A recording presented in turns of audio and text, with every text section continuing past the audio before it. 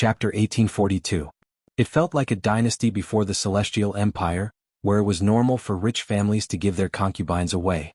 Interestingly, the moment Kai-Zi said this, one of the four heavenly kings beside him, the astrologer Caponia, became anxious.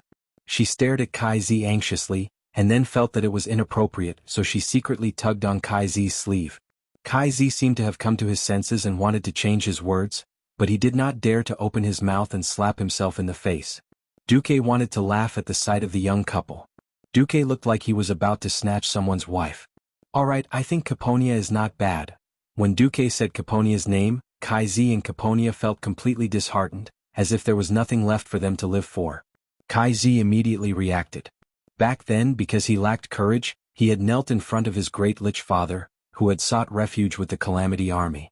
This time he was not going to be timid anymore. He was going to say, no, loudly. Without paying attention to the second half of Duke's words, Kai-Zi's body suddenly burst into flames and his whole body jumped up. Yes, he really jumped up. He was at least 5 to 6 centimeters off the ground. Wait, no. Caponia can't do it. When Kai-Zi roared out loud, he felt as if a great river had burst its banks, and he could finally vent all the depression in his heart. Whoa, I did it. Caponia, I did it. Although I might not be able to step into the demigod realm for the rest of my life, at least I'm safe. Something's wrong. Kai-Zi was already prepared to face Duque's thunderous rage. After all, he was the one who went back on his word. But why was Duque smiling evilly, his blood elf followers shocked, and Caponia a little angry? Kale, that was dumbfounded. Duque leaned against the back of the sofa in satisfaction. He waved his hand and Vashj came over to massage his back. Dumuk repeated his words with a poisonous tongue that was bubbling up. Hey Kale, what do you mean by that? Just now I said, I think Caponia is not bad, why don't I bestow her as your wife? Then you actually said wait. No, not Caponia. Are you saying that you don't like Caponia and want to offer her to me as a maid to warm my bed? No, of course not. Actually, I like Caponia. Kai finally admitted shamefully. Duque's explanation of the cause and effect was so infuriating that several guys, including the four heavenly kings, were already snickering. At this time, how could Kai-Zi not know that he was played by Duque? He thought that Duque, who was obsessed with elves, wouldn't die so easily and would let Caponia go. Subconsciously, he thought that his little lover had been sent away because of his slip of the tongue. In the end, he was the one who fell into Duque's trap. Kai-Zi's face immediately turned red, and he scratched his head in distress, not knowing what to say. But now that he had said it, Kyle felt a sense of relief. Okay, tell me, how did you get together with her? Since his master had given the order, even if it was a little embarrassing, Kai-Zi could only confess. Kai-Zi and Caponia's relationship seemed to be a natural one. Ever since Kai-Zi became a great traitor to the elves, his four advisors had never abandoned him. He didn't have many capable female mages around him. Originally, there was the great astrologer Solarian. In order to help Kai-Zi out, Solarian had volunteered to serve Duque. In a sense, this was also an opportunity.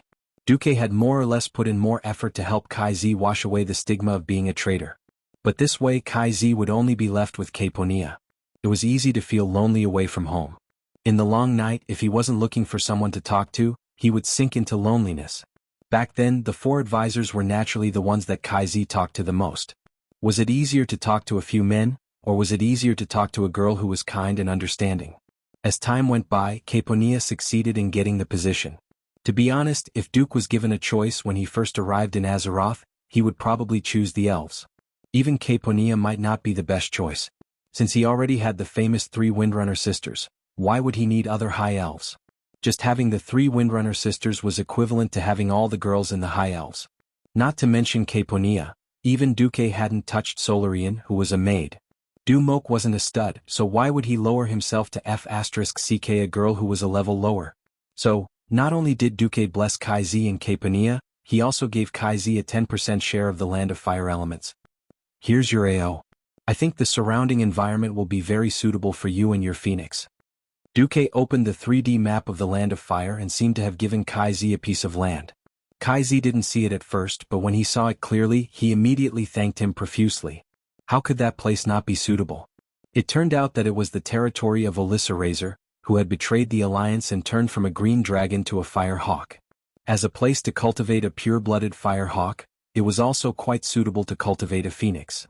It could be foreseen that as long as Kai Z displayed his talent and completely combined his power with his phoenixes, he would soon become a demigod of fire. After sending Kai Z and the others away, Duque returned to the study and began to think while enjoying Vasht's verbal service. He thought that he should have accumulated enough capital to embark on the path of a true mage god after obtaining the control of all the elements in the water and fire elemental realms. The reason why Duque gave out his share so generously was that Duque had determined through the system elf that even if he took out 100% of the elements, including all the ice and fire elements in the elemental realm and the entire Azeroth, it still wouldn't be enough. To be specific, it wasn't a problem of quantity, but a serious lack of quality.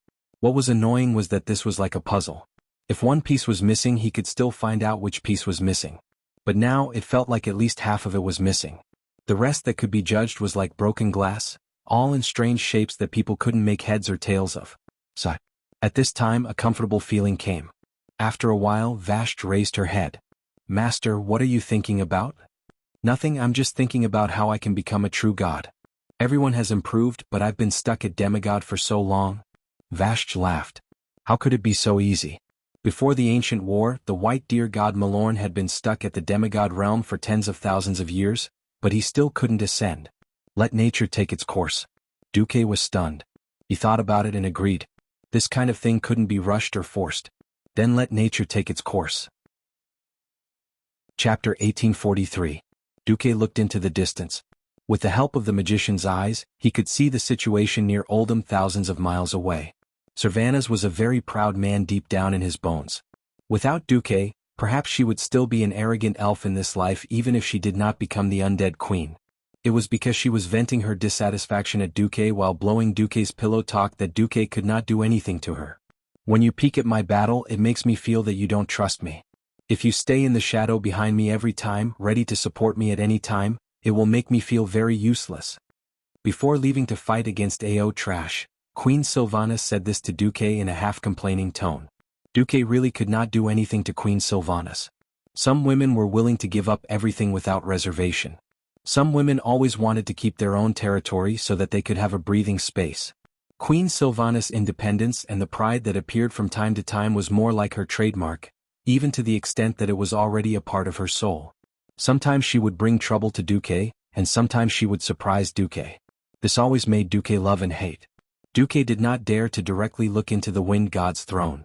Unlike the great Screwlaga who only realized that the enemy was right in front of him, whether it was AO Trash or Queen Sylvanas, those who played with the wind element were extremely sensitive. As long as Duque dared to inject his arcane elements into the Wind God's throne, the two big bosses would definitely find out immediately. It was fine if Alakir found out anyway. Duque did not intend to let this guy live, but Queen Sylvanas. If he did not handle it well, there would be turmoil in the harem. Speaking of which, Queen Sylvanas was pregnant with Duque's child. A pregnant mother could not be provoked. Duque could only bitterly use the most secretive method to set up a batch of passive sensing tactics for the wind element. There was no way. Duque did no magic of the 6 major elements, but among the 3 elements of nature, holy and shadow, Duque was the weakest in nature. Not to mention that the nature element included wind, thunder and other branches. In front of the real demigod of wind, he was just an amateur. Fortunately, Duque also had his own unique skills. He could roughly judge the current situation of the battle based on the flow and proportion of the wind elements. "Oh, we've already passed the Wind Council?" Duque was a little surprised. The Wind Council was one of the 4 heavenly kings under Al-Akir. As the Lord of South Wind, Siamat, was imprisoned by the Nephesite, one of the 3 major tribes of Oldham, Al-Akir's deputies eagerly wanted to fill the power vacuum that appeared in the Wind Council. The remaining 3 members of the council were Anshul, the Lord of West Wind, who could heal his allies or poison his enemies with wind; Loash, the Lord of East Wind, who could grind the grandest mountains into dust with his wind; and Nishil, the Lord of North Wind, who had lost more lives than the other 3 combined. Doesn't it sound like the 3 counselors are pretty awesome? In reality, that was all there was to it. After all, the equipment dropped by the Wind Council was not that great. When Duque was still a player, the so-called random enchantment that dropped equipment caused many of his team members to bleed profusely. What really deserved Duque's attention was the change in the proportion of the wind elements. Duque sensitively discovered that the proportion of elements in the wind elemental realm had changed. In addition to Queen Sylvanas, who had already interfered, there were 2 more share controllers. They had a very similar but different aura to Queen Sylvanas. Duque almost immediately recognized that it was the aura of Aurelia and Sasha. Duque's heart leaped with joy. Territories needed to be managed, and blindly plundering and squeezing was not advisable. Obtaining enough elements also meant paying the corresponding responsibility.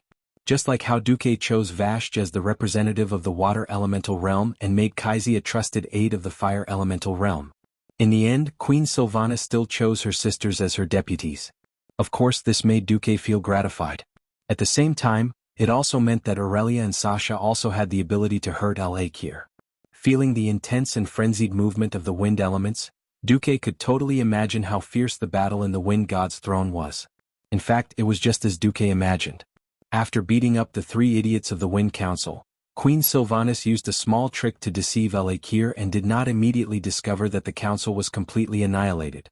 This allowed Queen Sylvanas to recuperate and let her sisters come over to absorb the power and element share of the 2 Wind Lords. When the 3 sisters were done, Al-Akir, who felt that something was wrong, appeared. His figure was similar to Ragnaros. The huge amount of elements in his body made him extremely huge. His height alone was more than 10 stories high. The length and volume of his lower body were immeasurable because his lower body was a few layers of tornadoes that rotated clockwise or counterclockwise. The decoration on his upper body was a little ridiculous. Al-Akir had a purple bun that looked like a Hindustani. The purple bandage-like band covered almost his entire face. Only 2 flashing purple lights could be seen, which could be considered his eyes. The main parts of his body were covered with thick platinum armor. On the left and right shoulder plates, there were 2 flashing electric balls that emitted the power of violent thunder suspended in the air. Wrapped in purple silk ribbons with gold edges was a pair of pure wind elemental arms. Seeing Queen Sylvanas and her sisters, Al-Akir raised his arms angrily. Greedy and shameless mortals, not only do you want to step into the divine realm, but you also covet my throne and my power? Queen Sylvanas responded with contempt. Ah! You dare to collude with En-Zoth in order to obtain the rule of the entire Azeroth. Have you never thought that there would be a day when you would be counterattacked? I really admire your naivety. If the word naivety was used to describe a little girl, it would be a compliment. To describe a lord of elements who had lived for tens of thousands of years, it would be utter contempt. Queen Sylvanas easily provoked Al-Akir's anger. The wind element was not a good-tempered fellow. Al-Akir was not as irascible as Lager, but he was not far behind. Al-Akir would not be nice to a thief like Queen Sylvanas who wanted to seize the throne. Queen, let me help you. Gavinrad waved his wind sword and slashed at Al-Akir. Al-Akir suddenly flew into a rage. Son? Bastard human. Shameless human. How dare you use my son's power to attack me? Gust of wind. At first, Gavinrad did not understand why Al-Akir suddenly changed his target when he wanted to kill Queen Sylvanas first. But when he heard Al-Akir's angry roar, he realized that he was the one who caused trouble. Chapter 1844. Gavinrad had been playing with the wind sword for a long time. It was so long ago that Kirin had forgotten that Thunder Wrath, Windseeker's blessed sword, actually sealed Prince Thunderan's soul inside the sword and kept extracting the prince's power, hence the special effect of the wind sword. It wasn't his fault that he had forgotten. After all, this was one of the earliest divine weapons of the Alliance of Heroes. Who was Prince Thunderan? Wasn't it just Al-Akir's son? Using the power of his son's smash to slash his father didn't need to say anything. Gavinrad, who had never had enough aggro and was often not a good MT, pulled the aggro very well this time. What? Defensive knights were only good at pulling group monsters and not tanking the boss because they didn't have enough aggro? That was impossible. At least not this time. At this moment, whether it was the bitter comrade Gavinrad or Sylvanas, they both understood Dumuk's sinister intentions. Duque had promised not to interfere with Queen Sylvanas' threats and promises. Now it seemed that he wasn't just interfering, he was practically sticking his hands and feet into it. As a demigod of wind, Queen Sylvanas' physical attributes weren't greatly enhanced, at least in terms of vitality. Compared to her speed, magic, and attack power, her vitality wasn't even worth mentioning. It could be said that if Queen Sylvanas was hit hard by Al-Akir, she might not die, but Duque's unborn child might be finished. In a life-and-death battle of this level, how could Queen Sylvanas reduce her chances of getting hurt to zero? This wasn't a game where there was a main tank and defensive warrior to take most of the damage from the boss. In reality, bosses weren't stupid. They all had brains and wouldn't be affected by aggro pulling skills like taunt or armor break. The boss would attack someone purely because they were a greater threat to him. Of course, there was one exception, and that was the true meaning of ridicule. Queen Sylvanas was here to seize power, so she would at most be considered an attempted crime. What about Gavin Rad? He had witnesses and material evidence and could be directly convicted.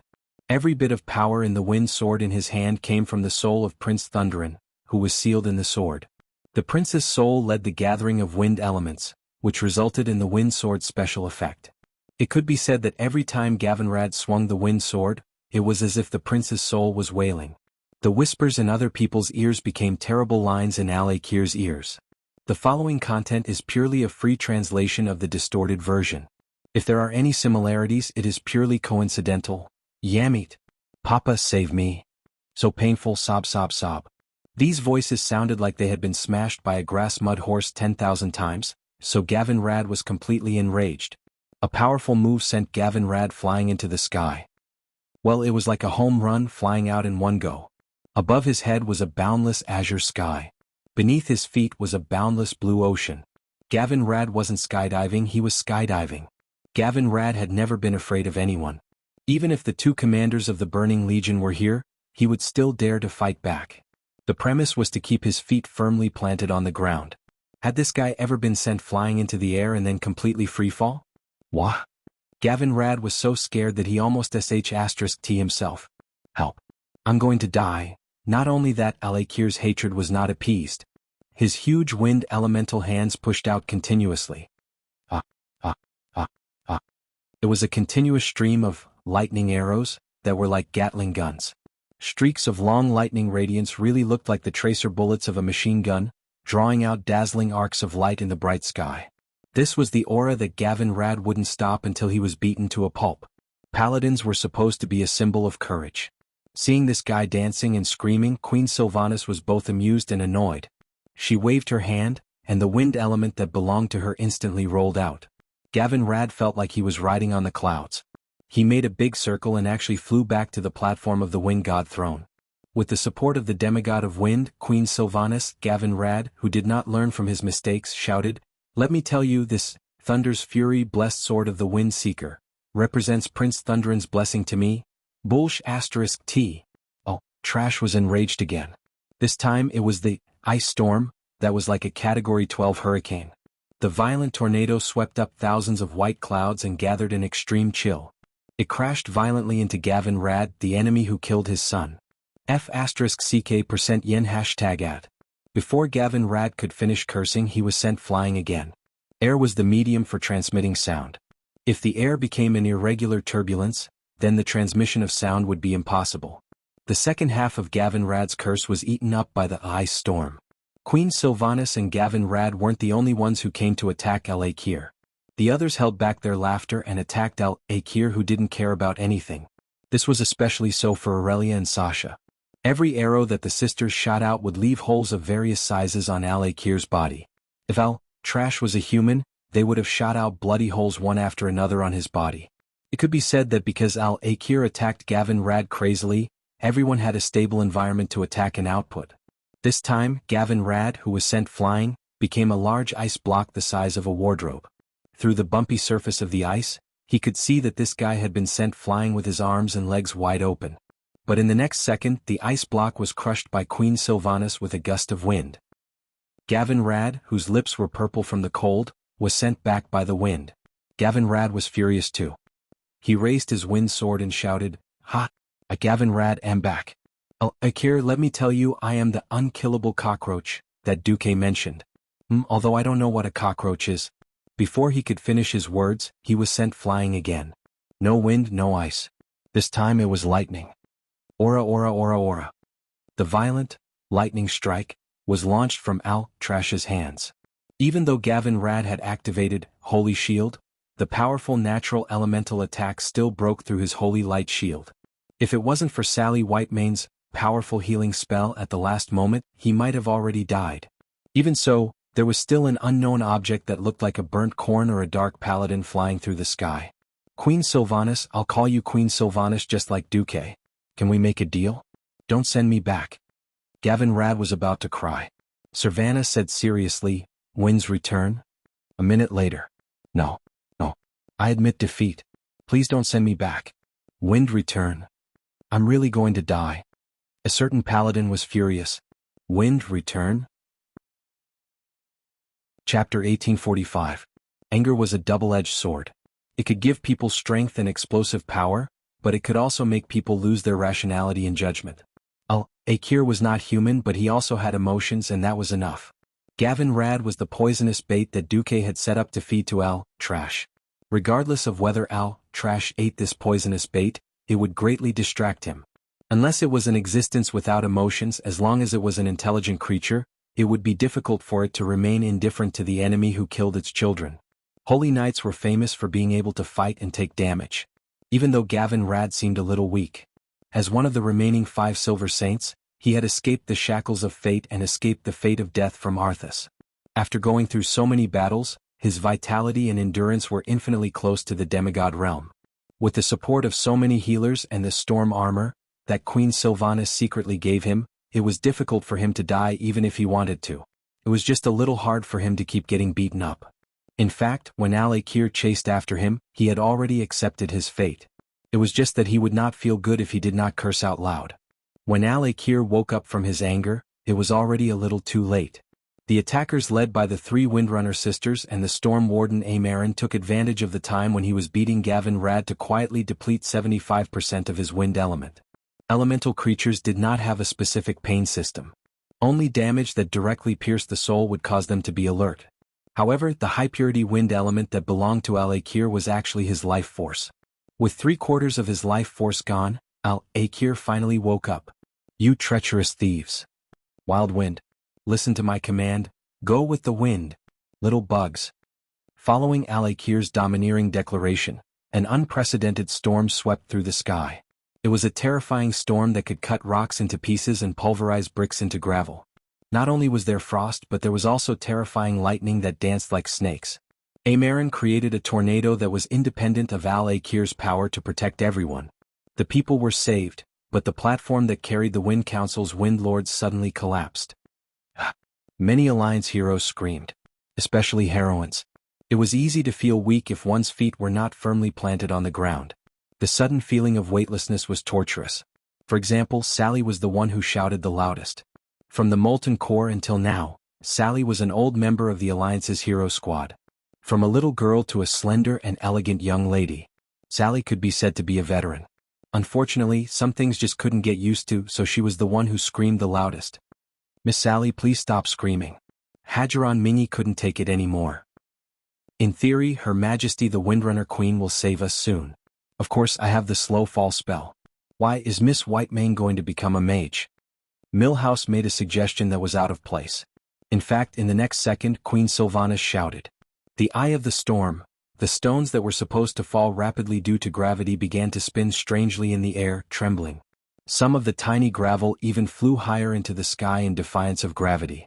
Every mortal who was falling suddenly felt that there was something under their feet. With just a thought, the wind around their bodies all listened to their commands, moving them up, down, left, right, back and forth. Everyone, including Stormwatcher Amarin, realized that they could actually fly, and their speed was 300% of their normal movement speed. This is the eye of the storm? Amarin was a little shocked. Ah, I can fly. Riadaline was very happy. That's amazing. Solon and Leander were in awe. If not for the fact that they were facing a strong enemy, everyone would definitely enjoy the feeling of flying freely. Gavin Rad, where are you going?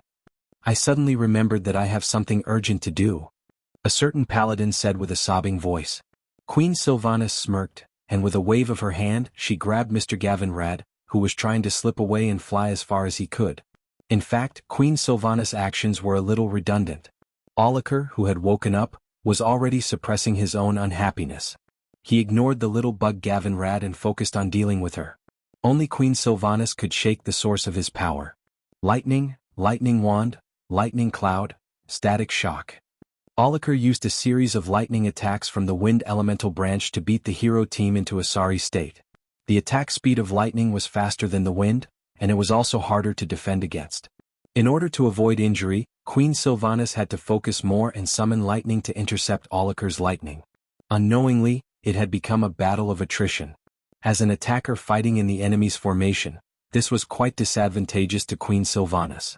After all, in the Wind God's throne, there were more wind elementals that listened to Auliker's orders. If this continued, Queen Sylvanas would not be able to outlast Auliker. At this time Aurelia and Sasha stepped forward.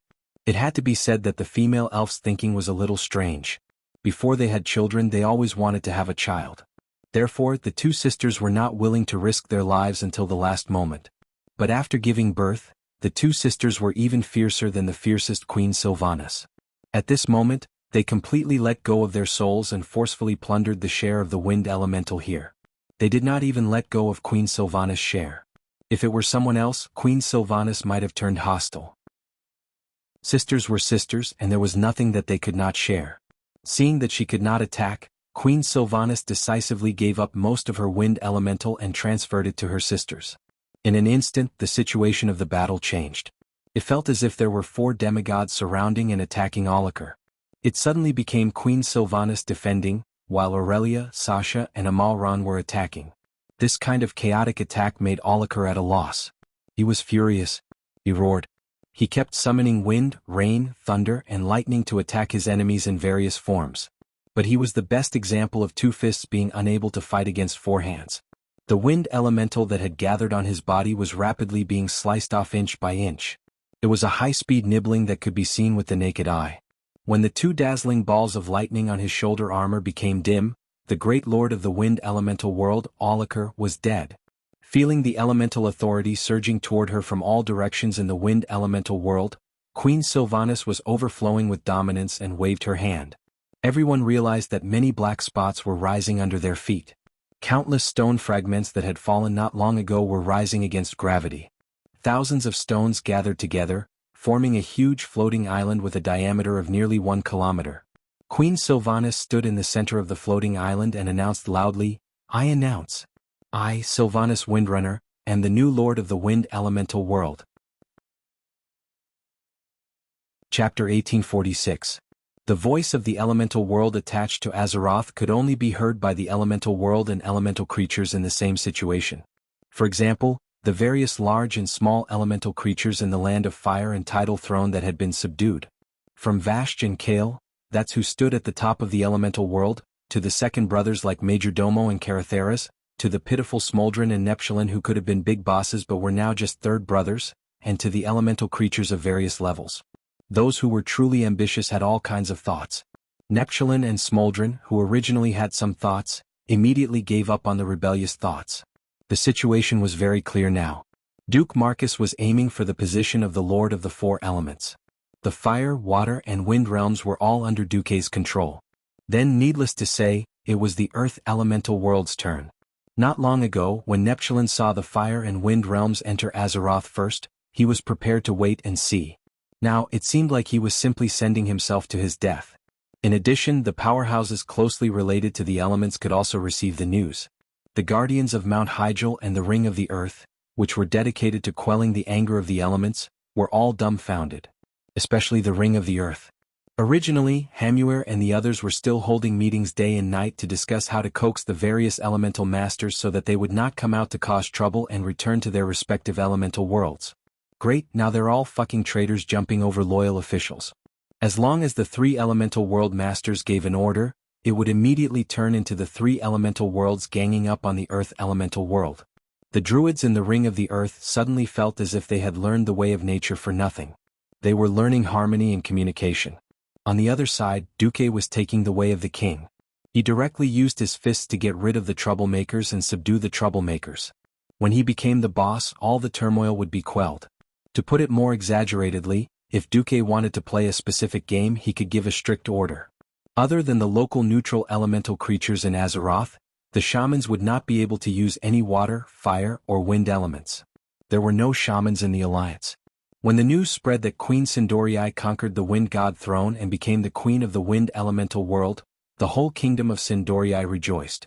Almost all the elves ran to the streets to celebrate, singing and dancing. It didn't matter if Queen Sylvanas was Duke's wife or not. In any case, not only did Queen Sylvanas become a semi-god, she had also become the queen of an entire world. Even the mage faction in the country had begun to discuss whether or not they should develop wind magic on a large scale. After all, their queen was practically the goddess of wind. It would be a waste not to use such a good resource.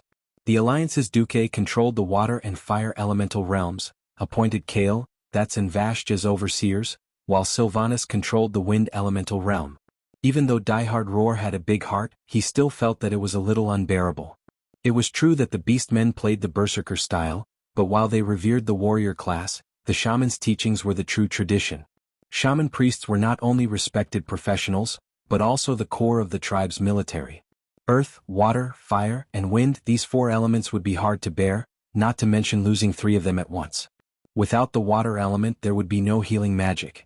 Without fire there would be no AoE attacks. Without wind. Just think about it, the legendary Wind Fury 9 consecutive strikes, of the earliest shamans. Without wind there would be no use. Once the shaman profession went up against the Alliance, it would immediately be useless. Diehard Roar fell into a rare long silence. On the other side, Duque had rushed to New Silvermoon City to welcome the triumphant return of Queen Sylvanas and her party as half a master. Before he could hug his three lovers for a long time, Gavin Rad rushed out like lightning and hugged Duque tightly. Duque's eyes were filled with the charred armor that this guy was wearing. Duque, I'm going to die. I don't want to live anymore. Back then, I blocked a knife for you, I withstood Lager's hammer for you, and now I've withstood 100 lightning strikes for your fiancé. My life is so bitter, sob sob sob. I'm old, maybe I won't make it soon. It would be strange if I really can't carry the leader. It was worth mentioning that Gavin Rad's acting was terrible. After howling for a long time, he couldn't even bear to use a few drops of eye drops. It was just a few lines over and over again. What he meant was, I've shed blood and tears for you, Boss Duque. Don't call me when you're fighting bosses in the future, and remember to call me when you're picking up cheap loot. Duque's facial muscles were stiff. He pretended to comfort Gavin Rad. Why don't I let you retire with honor like Mograine? I'll convince your wife to accept your women and illegitimate children outside. For my sake, your wife won't say anything. Gavin Rad's face instantly turned pale. He immediately stood up and thumped his chest armor. He decisively expressed his loyalty. Actually, I'm not even 50 yet. I think I can still fight for another 15 years. That was what he said, but his sorrowful eyes gave Duque goosebumps. Queen Sylvanas's cold voice came from behind him. The wind elemental realm will give you 1%. Gavin Rad immediately continued to howl. Boss, I've shed blood for you, 3%. Forget it if you don't want it. Her Majesty Sylvanas finally gave her verdict. I suddenly remembered that I have other important things to do. I won't stand in the way of your reunion, boss. Gavin Rad, who had gotten the benefits, left immediately. Queen Sylvanas was indifferent, but she actually uttered a classic line. Ha! Men, she flicked her long blonde hair gently. That disdainful look, that aura with its own background music, that arrogant demeanor, she was simply invincible. Did she become arrogant after taking control of the wind elemental realm? Duque bared his teeth, a little depressed. He had suppressed Queen Sylvanas a while ago. Why did she seem to be gaining momentum recently? In any case, he was the father of the child in her belly, and he was her public fiancé. It wasn't too much to give her a public hug, right? Faced with Duque, who opened his arms, Queen Sylvanas still hugged him. It was a warm hug as usual, but she whispered in Duque's ear, I'm angry. You put Gavin Rad in my team because you don't believe in my ability. Well, I really, humph? Forget it. Since you're going to be a father, you're so worried about us. I'll let you pass this time. After that, Queen Sylvanas secretly breathed in Duque's ear. Tonight, from behind, wow. That's a lot of information. You already know it's a daughter? Why is it a daughter again? By the way, are all demigods so awesome? You already know now. And from behind. Duque snickered. Chapter 1847. As the saying goes, a daughter is a father's lover in his previous life. A good daughter is very considerate. She might even say, I don't want to get married, I want to stay with my father forever. It's sweet to think about it. Son. Damn you. You'll know what differential treatment is when you have a son. If you accidentally press on a woman's hair, she'll yell at you. When that fat boy is born, he'll snatch away your special dumpling. His mother won't say anything even if he pulls and bites you. If you talk louder and disturb the son, you'll be sentenced to death. No matter how much trouble the son makes, he'll be acquitted. He'll say, if you run away, there'll be a man in the future. According to Queen Sylvanas's character, she'll cut you with a knife the next moment. It's definitely a good thing that she's pregnant. In the future she'll inherit her mother's beauty, just like Aurelia and Sasha's daughter. Just like Enilis and Atlanta, they'll definitely be as beautiful as their mother when they grow up. In theory they have different surnames. But are they the new Windrunner sisters? That night, Duque was a little annoyed. In the past, when he caught Queen Sylvanas, he'd occasionally say, "If you're so awesome, why don't you go to heaven?" Well, this time Queen Sylvanas was ready. She even had an oars pose.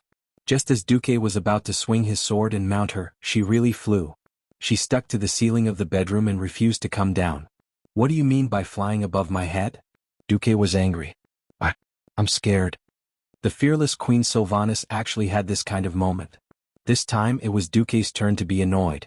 If Aurelia and Sasha hadn't become traitors and flown up to the bedroom to catch Queen Sylvanas, he didn't know what would have happened. After half a night, the three Windrunner sisters were finally dealt with. Facing Queen Sylvanas, who was pretending to be a corpse, Duque punched her but hard. "I shouldn't have spoiled you so much and let you be the demigod of wind. Now you're making trouble for me." Queen Sylvanas couldn't keep up the act and turned around. "Then what do you want? Take back my demigod status?" "No, I'm just asking, when will your pursuit of power end?" Duque's question made Sylvanas stare blankly for a moment, and then a little discouraged. I actually didn't think about it. Alright, I admit that I'm just unsatisfied. I can do whatever you think you can do. I just want to prove to the world that I, Sylvanas Windrunner, can still be strong and live a wonderful life without you, Duque." Without beating around the bush, Queen Sylvanas spoke her mind. At this time, Aurelia got up and touched her sister's nose. Even if you don't want to admit defeat, you should at least have a plan. You went to fight Alikir while you were pregnant, and you still dare to complain that Duque stuffed Gavin Rad in as insurance. The Windrunner family doesn't have such an ungrateful woman. Queen Sylvie knew that she had gone overboard after being scolded by her elder sister. She lowered her head and said, "I'm sorry, elder sister." "Sorry, Duque." Now that Queen Sylvanas had admitted defeat, Duque wasn't interested in scolding her anymore. "Right, Duque, what about you? How far do you want to pursue power?" Sasha came out of the blanket and asked with her head in her hand. "If I can defeat the Burning Legion with my current strength, it doesn't matter if I don't strengthen myself. I don't actually pursue power. I just want to protect the people and things that I cherish. That's why I'm working so hard." Duque was telling the truth. Duque started to tell the three sisters about his journey in life. At first he just didn't want to be turned into a ghoul. Because he was afraid, he cherished it. In order to protect everything he had, he worked hard. The more he had, the more he couldn't bear to part with it. Unknowingly he did more and better. It sounded a little ridiculous, but it was actually very simple. This kind of thinking and practice that extended from the small self to the big self, and even the whole world, was much easier to accept than those exaggerated big principles and big hero ideas. As time passed, the three sisters were stunned to find that their man had become an existence that the mortals in the entire world of Azeroth had to look up to. "Alright, I promise you, Duque, and I promise elder sister and third sister. After I destroy Nethario this time, I'll give birth to the child and be a good queen of Sindorii. I'll no longer pursue the power that might lead to my destruction. In fact, I don't see any chance of advancement." Perhaps the last sentence was the key to Queen Sylvanas' words. So what? This time, although the Alliance showed great power and suppressed 3 elemental realms in one go.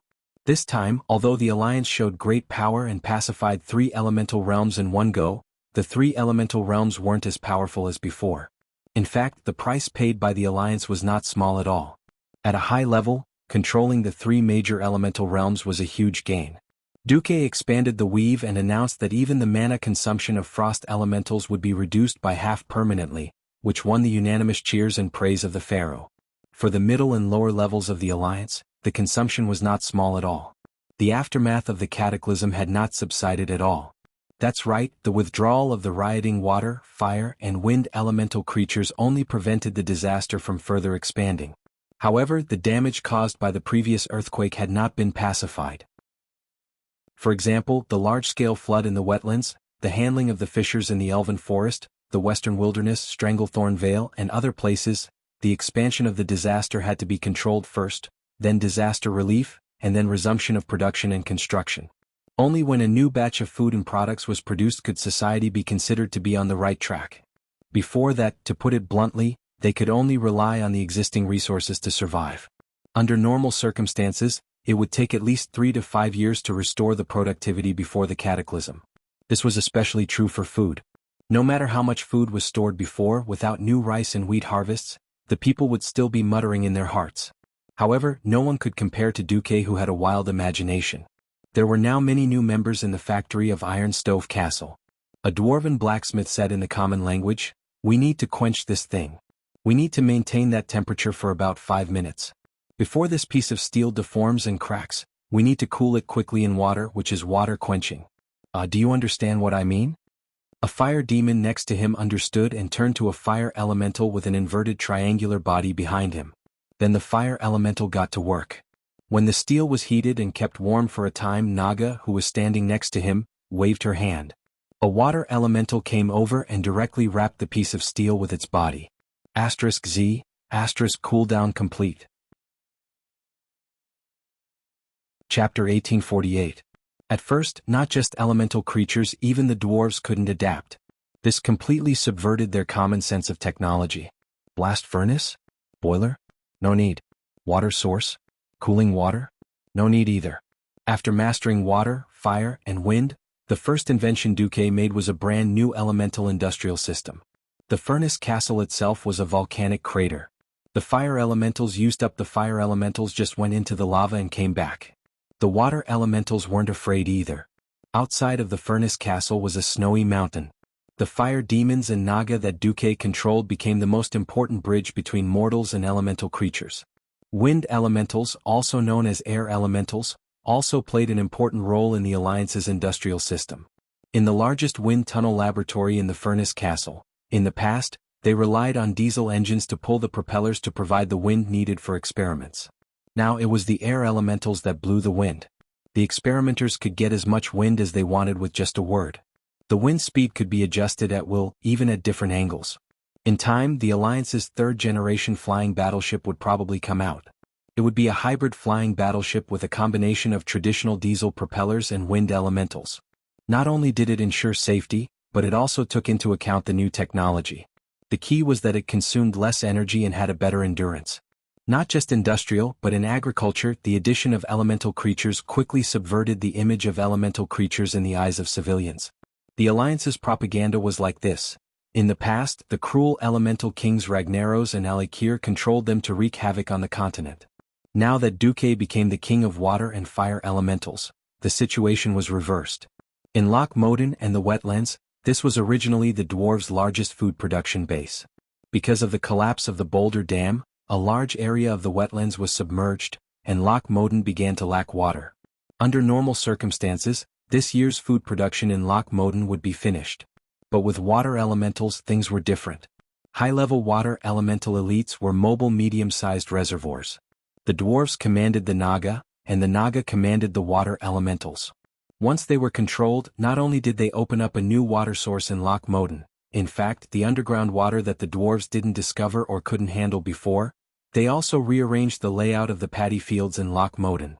In the wetlands, a group of muddy water elementals with sand and mud would run into a big puddle and squat. Water leads the way, sand and mud are left behind. It didn't matter how big the puddle was or whether there were dangerous creatures such as crocodiles in it. It turned into pieces of soft mud that were rich in water.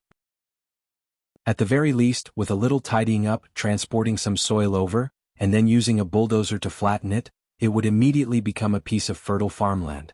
As long as Neltharion was settled and the Boulder Dam was rebuilt with cement, the wetlands would become a major grain-producing province in less than 2 years. It would be thousands of miles of fertile land that belonged to the dwarves. Not only the dwarves' territory but the entire Alliance's territory from the northernmost Sindorii kingdom all the way to the south, to Lordaeron, Stromgarde, Alterac, Gilnis, Dalagen, Stormwind, and finally Kurtiras, who had started building a new royal city in Stranglethorn Vale, were using the opportunity of the cataclysm to transform the landscape and carry out more scientific redevelopment of the land. Apart from the night elves who had always adhered to the doctrine of nature, all the races and kingdoms of the Alliance used this opportunity to reform themselves. At the throne meeting, someone asked, "Isn't there still Nesario who hasn't come out? What should we do if he attacks?" Duque said straightforwardly, "The reason why the cataclysm is called a cataclysm is that it was not something that could be done by Nesario or En-Zoth alone. This is a special effect produced by the combination of the 4 major elemental realms and Azeroth. Without the four major elemental realms working together to pull the elements of the world to resonate together, the destruction of the planet would have been impossible. What if Nesario attacks? Muradin looked a little cautious. Our hero squad and the Sleeping Dragon Temple will join forces to fight the attack immediately. Also, can a black dragon destroy nearly 10 million square miles of land at the same time? As soon as Duque said this, everyone suddenly understood. Azeroth was very large. Duque had just said square miles, which was the way the Chinese were used to. The total territory of the Alliance was about 20 to 30 million square kilometers. This was not bragging. The Elven Forest alone was 1,300 kilometers from east to west, and the widest part was more than 400 kilometers, with a total area of 330,000 square kilometers. Plus the Reedridge Mountains, the Western Wilderness, the Twilight Forest, the Upwind Path, the Swamp of Sorrows, and half of Stranglethorn Vale. Today, Stormwind alone had more than 2 million square kilometers of territory. The specific figures could not be calculated because no detailed geological survey had been done. The 7 human kingdoms, the territory of the 3 hammer dwarves, Nomarigan, the night elves Danasuska, and a small half of Kalimdor, the blood elves Sindorii, the Dreenei's Blue Mystic Island, and the enclaves of Northrend. One had to know that apart from the Dragonbone Waste and the Northwind Taiga, Northrend was basically the territory of the Alliance. The ratio of square miles to square kilometers was 1:58. 20 million square kilometers might be considered small. It was a pity that the Alliance now only had a population of more than 10 million. Even if the ice fields, mountains and wastelands were excluded, it was still a typical case of vast land but sparsely populated. The leaders of the Throne Conference could see that Duque was now a classic case of grasping the big and letting go of the small. As long as the overall situation was one, the losses of small places did not affect the overall situation. It could be foreseen that the places attacked by Nesario and his Twilight Dragons would definitely suffer losses. Under the surveillance of the magic net all over the world, once the densely populated areas of all the member states of the Alliance were attacked, they would definitely respond immediately. With Duque, a demigod of the magic net who was proficient in teleportation, it was completely possible to make the attackers suffer the consequences. Perhaps even their lives would be spared. Since the damage caused by the attack to the Alliance was limited, the Alliance could take advantage of the opportunity of the cataclysm, forcing the residents to migrate and carry out a comprehensive development. As long as the population, productivity, and resource development went up, even if some people died, it would still be a big gain in the overall situation. Jaina smiled. I'm impressed. You can turn a world-destroying cataclysm into an opportunity to promote the development of the Alliance in one go. Is this the so-called elemental economy? Jaina did not know that the term she had casually mentioned had actually set off a craze among economists and historians about the topic of elemental creatures promoting the development of science and technology. While he shifted his attention back to the internal affairs, Duke did not forget about the ongoing war. Through the Eridar Gemini, Duque learned a new piece of information. What? You're saying that the Horde didn't run into the Twilight Dragons Varian, Cenarion, and Sinestra when they attacked Twilight Fortress? Chapter 1849. Recently, Gemini had been sent to the Horde by Duque. Duque subconsciously believed that the rest of the Twilight Hammer was already N'Zotha's territory. If they were to enter a real cult with an evil god as a backdrop, Gemini would be defeated in no time. Duke didn't want Gemini to be secretly brainwashed or implanted with something unclean in her mind, only to end up harming himself. Therefore, Duque believed that this wasn't something Gemini should be involved in. Instead, the Horde was more suitable for Gemini. Gemini was indeed very successful. However, Brainless Roar didn't kill Variana, Serenaron, or Sinestra before taking over the Twilight Fortress. This news made Duque feel as disgusted as swallowing a fly. If Sinestra was there, even if the Horde could take over the Twilight Fortress, they would have to bleed to the last drop and use up all their strength. Unfortunately, Oni's mother wasn't there, which made Brainless Roar famous. That's right, Brainless Roar killed hundreds of thousands of Horde people and forced the other 4 races to leave. However, because he took over the Twilight Fortress and cut off the 2 heads of the traitor Gujar, he was still a great hero among the young orcs. So it's not time yet?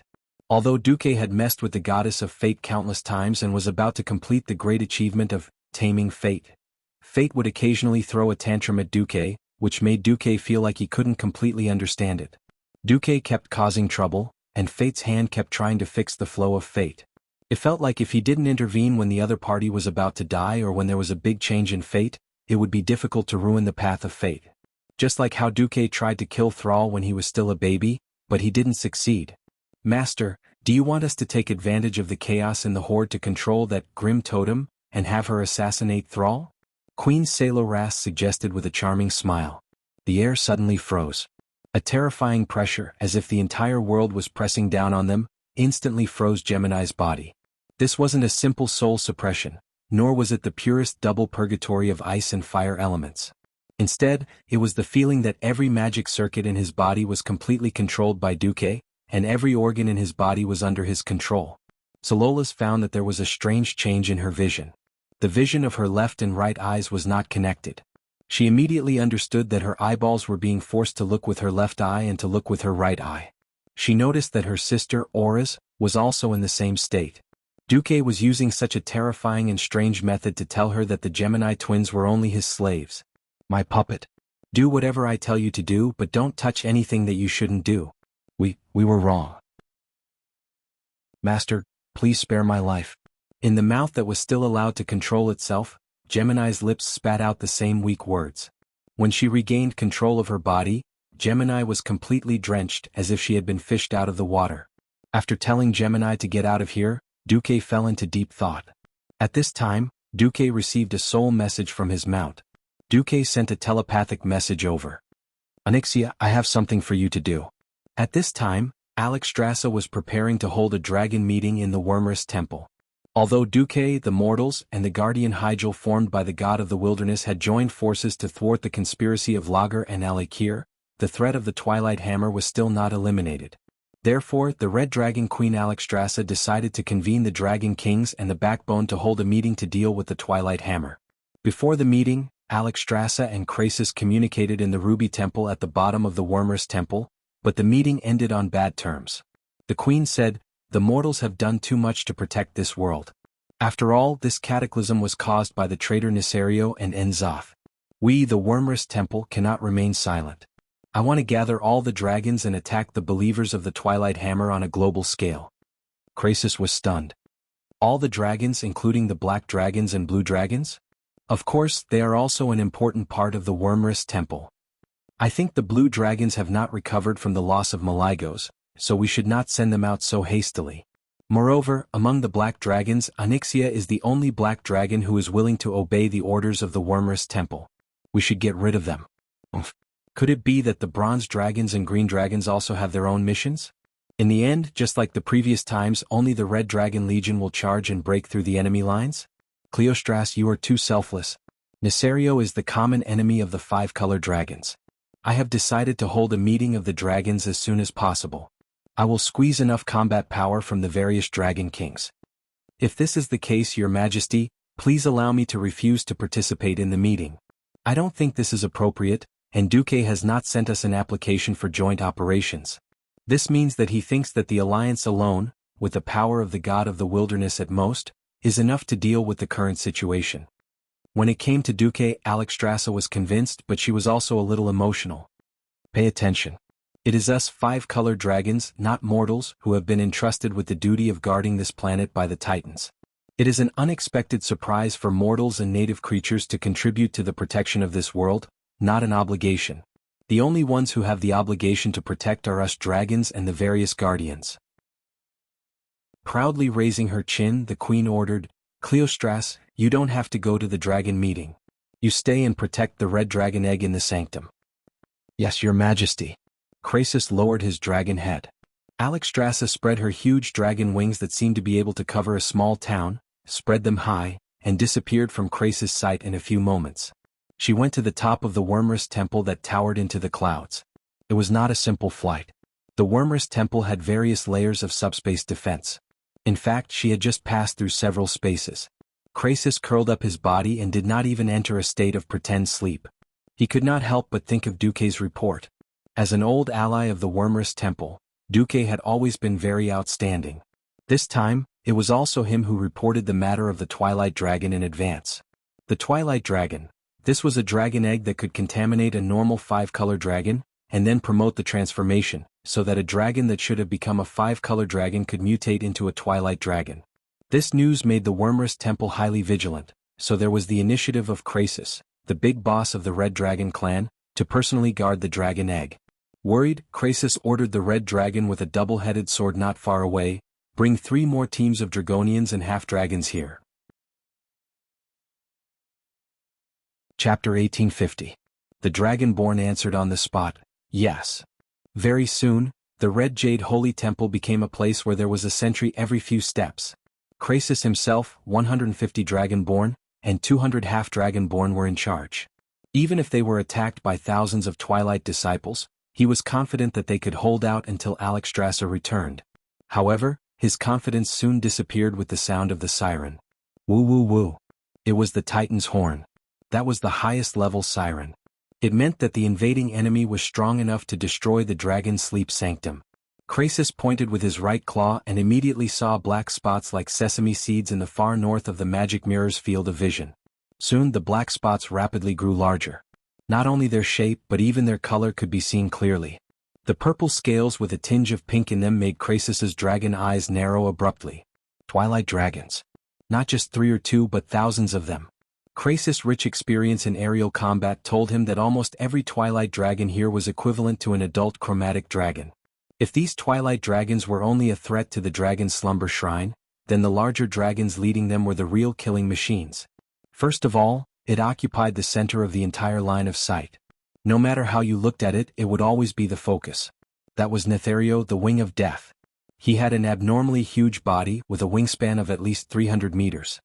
His small mountain-level body that swelled up like a balloon was now covered in a layer of terrifying acid as if water had been poured over it. The acid seemed to be controlled by some secret method as it lingered on his huge body. This was not to defend against the enemy's attacks, but to dissolve the dragon limbs that were constantly growing out of his body. Krasus saw with his own eyes in the magic mirror that a dragon's claw that was not inferior to his own suddenly grew out of a hole in Nethario's chest. Then, it twitched violently in the corrosive acid, becoming thinner and finally completely dissolved. Nethario alone was enough to give the dragon sleep sanctum a headache. Krasus also saw Sinestra, an ancient female black dragon who used to be extremely powerful. Obviously, she was already dead and had become a death dragon that even the chromatic dragons hated. How ironic. He clearly hated Nethario to death, but after he died and resurrected Nethario, he immediately followed Nethario obediently. Apart from these 2 familiar dragons, there were other commander-level dragons, Variona and Serenarian. Krasus felt that he wouldn't be able to win against either of them. Only a true dragon aspect would be able to suppress them. The top-notch evil dragon Nethario, the second-level Sinestra, plus 2 Twilight dragons and thousands of Twilight dragons, this lineup was definitely luxurious. Roar. In the upper levels of the Sleeping Dragon Temple, the Red Dragon Queen Alexstrasza's huge dragon shadow rose first, followed by the Emerald Dragon King Isra, the Bronze Dragon King Nozdormu, and the new Magic King Kalegos. Following closely behind them were thousands of 4-colored giant dragons. Compared to the relatively simple purple light on the other side, the Dragon Slumber Shrine's light was much more colorful. Alexstrasza had originally asked Onyxia to recruit dark dragons as subordinates. However, after 10,000 years of depravity, most of the adult dark dragons had become dragon villains. They were very disgusted with Onyxia, the so-called princess who brought shame to the black dragons and ran off to be the demigod Duke's mount. There was no dark dragon bird at all. Onyxia wasn't keen on power or taking in subordinates. The strongest subordinates were a bunch of unpresentable young dragons, and then there were fledglings, dark dragons, and draconians. So in theory there were only 4 of the 5-colored dragons left, and the main force of the army was here today. It was certain that Nethario had led the Twilight Dragon army with the mentality of fighting a decisive battle. What surprised Krasus was that the new Earth aspect dragon Onyxia, who was also present at the meeting today, didn't fight. He didn't know if it was because of the rumor that she was afraid of her parents. Krasus wanted to fight with the queen he admired, but he was more aware of his responsibility. He was guarding the future of the Red Dragon army. Just as Krasus was secretly raising his guard, there was suddenly a shrill scream around him. Ah! All of a sudden, every Red Dragon warrior in the entire Red Jade Temple entered a state of combat readiness. They clenched their halberds and swords in their hands. Krasus let out a loud roar, and a surging draconic aura immediately filled the Ruby Jade Temple. "Oh! Come out!" As he roared, he turned his head and ordered a draconian, "Quickly inform His Majesty to send more reinforcements here." He was very smart. He knew that the other party had chosen to attack head-on even though they knew he was here. This meant that the other party had absolute confidence in attacking, and not relying on cannon fodder to destroy the dragon eggs here. Krasis didn't know that fate had already taken a major turn. He had no idea how the other party had passed through the realm net of temple guards all over the Dragonbone Waste. The next second, a large number of Twilight Hammer believers poured in. Some attacked the Draconians, while others began to cast evil magic on the dragon eggs scattered throughout the sanctuary. Krasis, of course, immediately attacked these invaders, but he couldn't use breath or magic, because spells with a wide attack range would destroy the dragon eggs. He could only use the most basic physical methods such as grabbing. He wasn't too worried about the situation in front of him because in terms of combat power, the Red Dragon Guards had the absolute advantage. And as several adult Red Dragons that were patrolling nearby received the news and rushed over, the battle suddenly became one-sided. It's safe. Just as Krasis had this thought, an adult Red Dragon in front of him was instantly torn apart. Scarlet blood spurted out of the dragon's head. Like a dying earthworm, it tumbled violently on the floor of the sanctuary before it hung down and stopped moving. Krasis was shocked. He could clearly feel the powerful aura of the giant dragon outside the gate of the sanctuary. That was a terrifying aura that far surpassed that of the ancient dragon. Those who could have such power were all of the strongest in the dragon race. Usually only the direct bloodline descendants of the Dragon King could have such strength. That kind of dark power was so dense that just feeling it made him shiver. For a second, Krasis almost thought that Onyxia had betrayed him, or that Nefarian had resurrected. Obviously not. A huge black dragon that he had never seen before stepped into the Red Dragon Holy Land. Hello. Cleistras, please allow me to introduce myself. My name is Lazio. Chapter 1851. In the face of a black dragon that had the right to call itself a prince, Krasis felt a lot of pressure. At that moment he did not notice that a chaotic historical event that should not have happened was happening, or rather had already happened. In the original history before the Cataclysm, there was an Azeroth version of Orphan Zhao. The Red Dragons were actually a race that was equivalent to the Virgin Mary. Among them, there was a dragon named Riastasa who was looking for a pure black dragon egg that had not been invaded by evil. Because she was thinking if she could somehow find a pure black dragon egg, then it could prove that the black dragons could still live freely in the world without being bewitched by the ancient gods. After all, the mission of the Red Dragons was to protect life. Getting rid of every black dragon in Azeroth was against their purpose. But if the Red Dragons could find a way to redeem the black dragons, then it meant that there was hope for them to continue living. The problem was that the Wings of Death had been corrupted by the ancient gods, and since the ancient war, he had been the enemy of his fellow dragons. The black dragons under his command had also become his minions. One after another they had become a group of crazy neurotic fallen black dragons. But would there be a dragon that could lay a pure dragon egg that was not affected by the ancient gods at all? And if it was not controlled by the Wings of Death and the evil power of the ancient gods, what would the future of this dragon be? So, the Virgin Mary Red Dragon Riastasa caught a female black dragon, Nishiandra, and forced her to study how to lay eggs. In the end, she laid an egg and it was a very rare egg that belonged to the Wings of Death, Nisario. For this matter, be it the Wings of Death who was frantically searching for this egg or the Red Dragons, they were all caught up in this whirlpool. Moreover, this egg had its own will even before it was born. When the egg, although not yet out of the shell, developed to a maturity level where it could think independently and carry out plans, it sent out a cry for help to a group of sneaky fellows who were proficient in stealing and could even come and go freely under the eyes of the Red Dragons, the thieves of Ravenholt Manor. Thus, there was a strange case of the dragon egg disappearing. After many twists and turns in the plot, the Black Dragon Prince Razio was born. With the help of all kinds of resources, he quickly grew into a powerful dark dragon and called himself the Last Dark Dragon. In theory, he was both good and evil in the original history, and had a good relationship with King Ando and Rin. However, at the time node of the King of Draenor, he participated as the mastermind in rescuing Braindead Roar and letting Braindead Roar go to another timeline to cause trouble. All in all, this was a powerful, intelligent, and sinister dragon prince. Unfortunately, fate had its way with dragons. In this life, with Onyxia's cleansing, the title of the last normal black dragon would not fall onto Lachio. More importantly, without the protection of the Red Dragon tribe, Lachio wouldn't have the luxury to wander around the Dragon Slumber Shrine, the Alliance, and other forces. So, Ratio, who was in front of Krasis, was obviously a henchman of the Wings of Death. No one knew that because of fate, Wing died prematurely. And the price of resurrection was the price of his own son smashing Nefarian. What was even more infuriating to Wing was that his disappointing traitorous woman had shamelessly knelt down and licked his great enemy, Duque, as a mount. So, after Nesario was resurrected by Enzos, he paid more attention to his children than ever before. So, in this life, there was no such thing as Nishiandra being forced to give birth to a pure dragon egg. Almost as soon as Wing regained his freedom, he found Nishiandra and directly left this female black dragon, who he had almost killed when he was having sex with her, with an evil child that truly belonged to him. Lachio. In this life he was the successor of the new Black Dragon army, and appeared in the Dragon Slumber Shrine as a symbol of absolute evil. As soon as he attacked, he directly beheaded an adult red dragon. This destructive power was simply frightening. Krasus was ready to risk his life.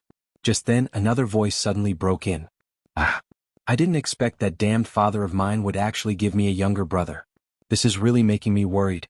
Should I kill my younger brother to prevent him from fighting with me for the position of Earth Guardian? Or should I persuade him to be like me, to become a mount in exchange for the world's forgiveness?" A graceful woman wearing a black robe with golden edges leisurely walked into the red jade shrine. The one who came in was naturally the Black Dragon Princess Onyxia in her human form. The Pentashade dragons each had their own holy lands and no scent, because it was an absolute protection zone for nurturing the next generation. Even if Onyxia was now a dragon aspect, it was an absolute taboo to enter the dragon egg hatching area of another dragon race without permission. But Krasus couldn't care less. Onyxia was obviously here to help. The Black Dragon Princess suddenly cast the ultimate transformation spell, and in less than a second she turned into a black dragon that was a size larger than Lachio and confronted him. "Clairstraz, hurry up and kill those Twilight spellcasters. They want to pollute the dragon eggs. If necessary, even the dragon eggs must be purified with dragon breath." After saying that, Onyxia flapped her wings and pounced towards her younger brother. It was not uncommon for a battle between two demigod colossal dragons to turn into an earth-shattering one another. It was Duque who ordered her to save the day. If the Red Dragon race's dragon eggs were all destroyed by the shockwaves of the battle, the Red Dragon race would eventually go berserk. It would be better if she didn't come at all. The Black Dragon took a deep breath as soon as she opened her mouth. Although she was in her human form, she could use her ultimate move earlier if she accumulated fire elements in advance. The conical dragon breath of nearly 60 degrees Celsius was too much for Lachio to handle. The magic resistance of the Pentashade dragons was quite high. Their tough dragon scales and dragon skin were born with high-purity elements. It was not easy to injure a dragon with elemental attacks. Often, dragons had to rely on physical combat to decide the outcome of a battle. Onyxia's deep breath seemed to have broken this rule. Lazio jumped backward as if he was jumping. His wings flapped continuously, and he almost screamed as he dodged this deep breath. "How can it be so hot?" Onyxia grinned and revealed a mocking smile. "Don't you know who my master is?" Chapter 1852. Ordinary flames could hardly threaten a real WRM, let alone a demigod WRM. Onyxia only knew how to use fire. Originally, with her aptitude using the deep breath to its limit was not a big deal. Dealing with elites was indeed impressive, but dealing with commander-level enemies was starting to feel like it wasn't enough. This was determined by the upper limit of her vitality. Ever since Du Mok took control of the Land of Fire and became the master of the fire elemental world, everything had changed. Since he could generously transfer a portion of the elements to an outsider like Kale, he could not leave Onyxia behind. After all, she cooperated with him at all times. Whatever position he asked her to, the Black Dragon would do it. It wouldn't be a bad idea to occasionally have a more focused play. 5%. This was the amount of elements that Du Mok gave his mount. As the Land of Fire further integrated into the world of Azeroth, it communicated and complemented the fire elements of the entire world. In fact, the absolute amount of elements that this element took up was increasing by the day. Having external assistance and relying solely on one's own physical strength were two completely different things. At that time, Lachio also urgently spat out dragon breath to resist deep breath. Firstly, it was rushed, and secondly, there was an absolute difference in quality and quantity. The fire elements that he spat out were actually caught in midair by the more mysterious deep breath, and rolled back to burn Lachio's dragon body. Ah! Lachio screamed and retreated from the passage to the Red Jade Holy Temple. He had to retreat. Onyxia, who was even larger in size, had already pounced forward. The Red Jade Holy Temple was located below the Dragon Sleep Temple. Although the space was not small even by the standards of a dragon, it was not suitable for a battle. For a dragon, most of the time, strength, agility, and vitality were directly proportional to its size. The larger the dragon, the stronger its overall attributes. In the limited space of the Red Jade Holy Temple, it could be forced to the point where there was nowhere to hide. It would become the most primitive wrestling.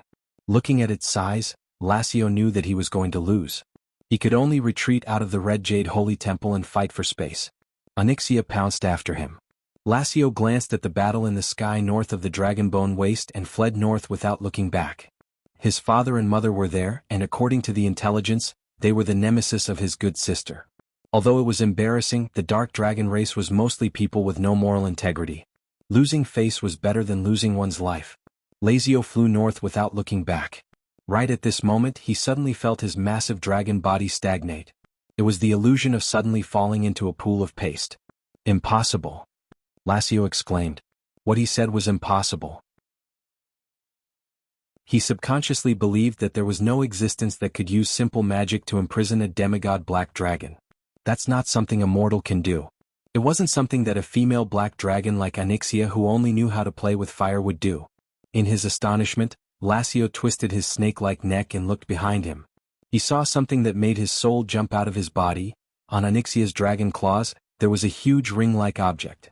This should be some kind of magic tool. Lassio watched as his sister activated one of them, and then his body, which had just regained some mobility, immediately became sluggish again. Demigod tool? Normally, no demigod would inject a large amount of divine power to create a single-use magic tool. After all, it was quite exhausting and not beneficial. Coincidentally, there was a demigod who did this, and this demigod was undoubtedly Duque. He had engraved the Titan runes on the huge mithril ring so that he could instantly use the Titan's power to activate deceleration. That was equivalent to him casting a demigod spell himself. Even with the demigod dragon's magic resistance, there would be a moment of numbness. This was simply a waste, but in a battle between demigod dragons, this was undoubtedly the key factor that would tip the scales of victory. The massive black dragon princess seized the opportunity and pounced forward. She swept her dragon tail from a high angle and hit her brother's waist heavily. Every dragon's tail was different. Her dragon tail was just like a standard meteor hammer. Not to mention that the end was huge and oval, and there were a few extremely hard and thick spikes. Lassio immediately let out a wail. Not only was his left rib pierced, but he was also pulled by the force of the attack, leaving several deep wounds that exposed his bones. The violent blow caused him to fall from mid-air. He crashed into the snowy field full of dragon bones. His colossal body smashed through several dragon skeletons in an instant.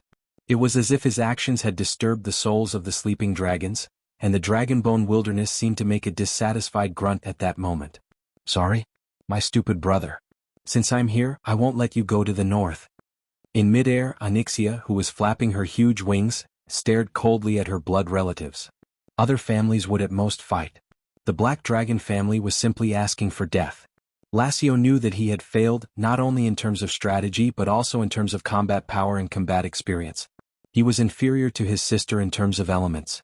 What was worse was that because of his age and lack of combat experience, he could not unleash his tyrannical physical fitness. It couldn't be helped. He was controlled by his father, Nisario, as soon as he was born. His father was not a benevolent father. He would slowly feed him moves and teach him how to fight. His father was an empty fish, and he directly ordered him to pollute the dragon eggs of the Red Jade Holy Temple and the other temples. If he did not do well, he would be killed.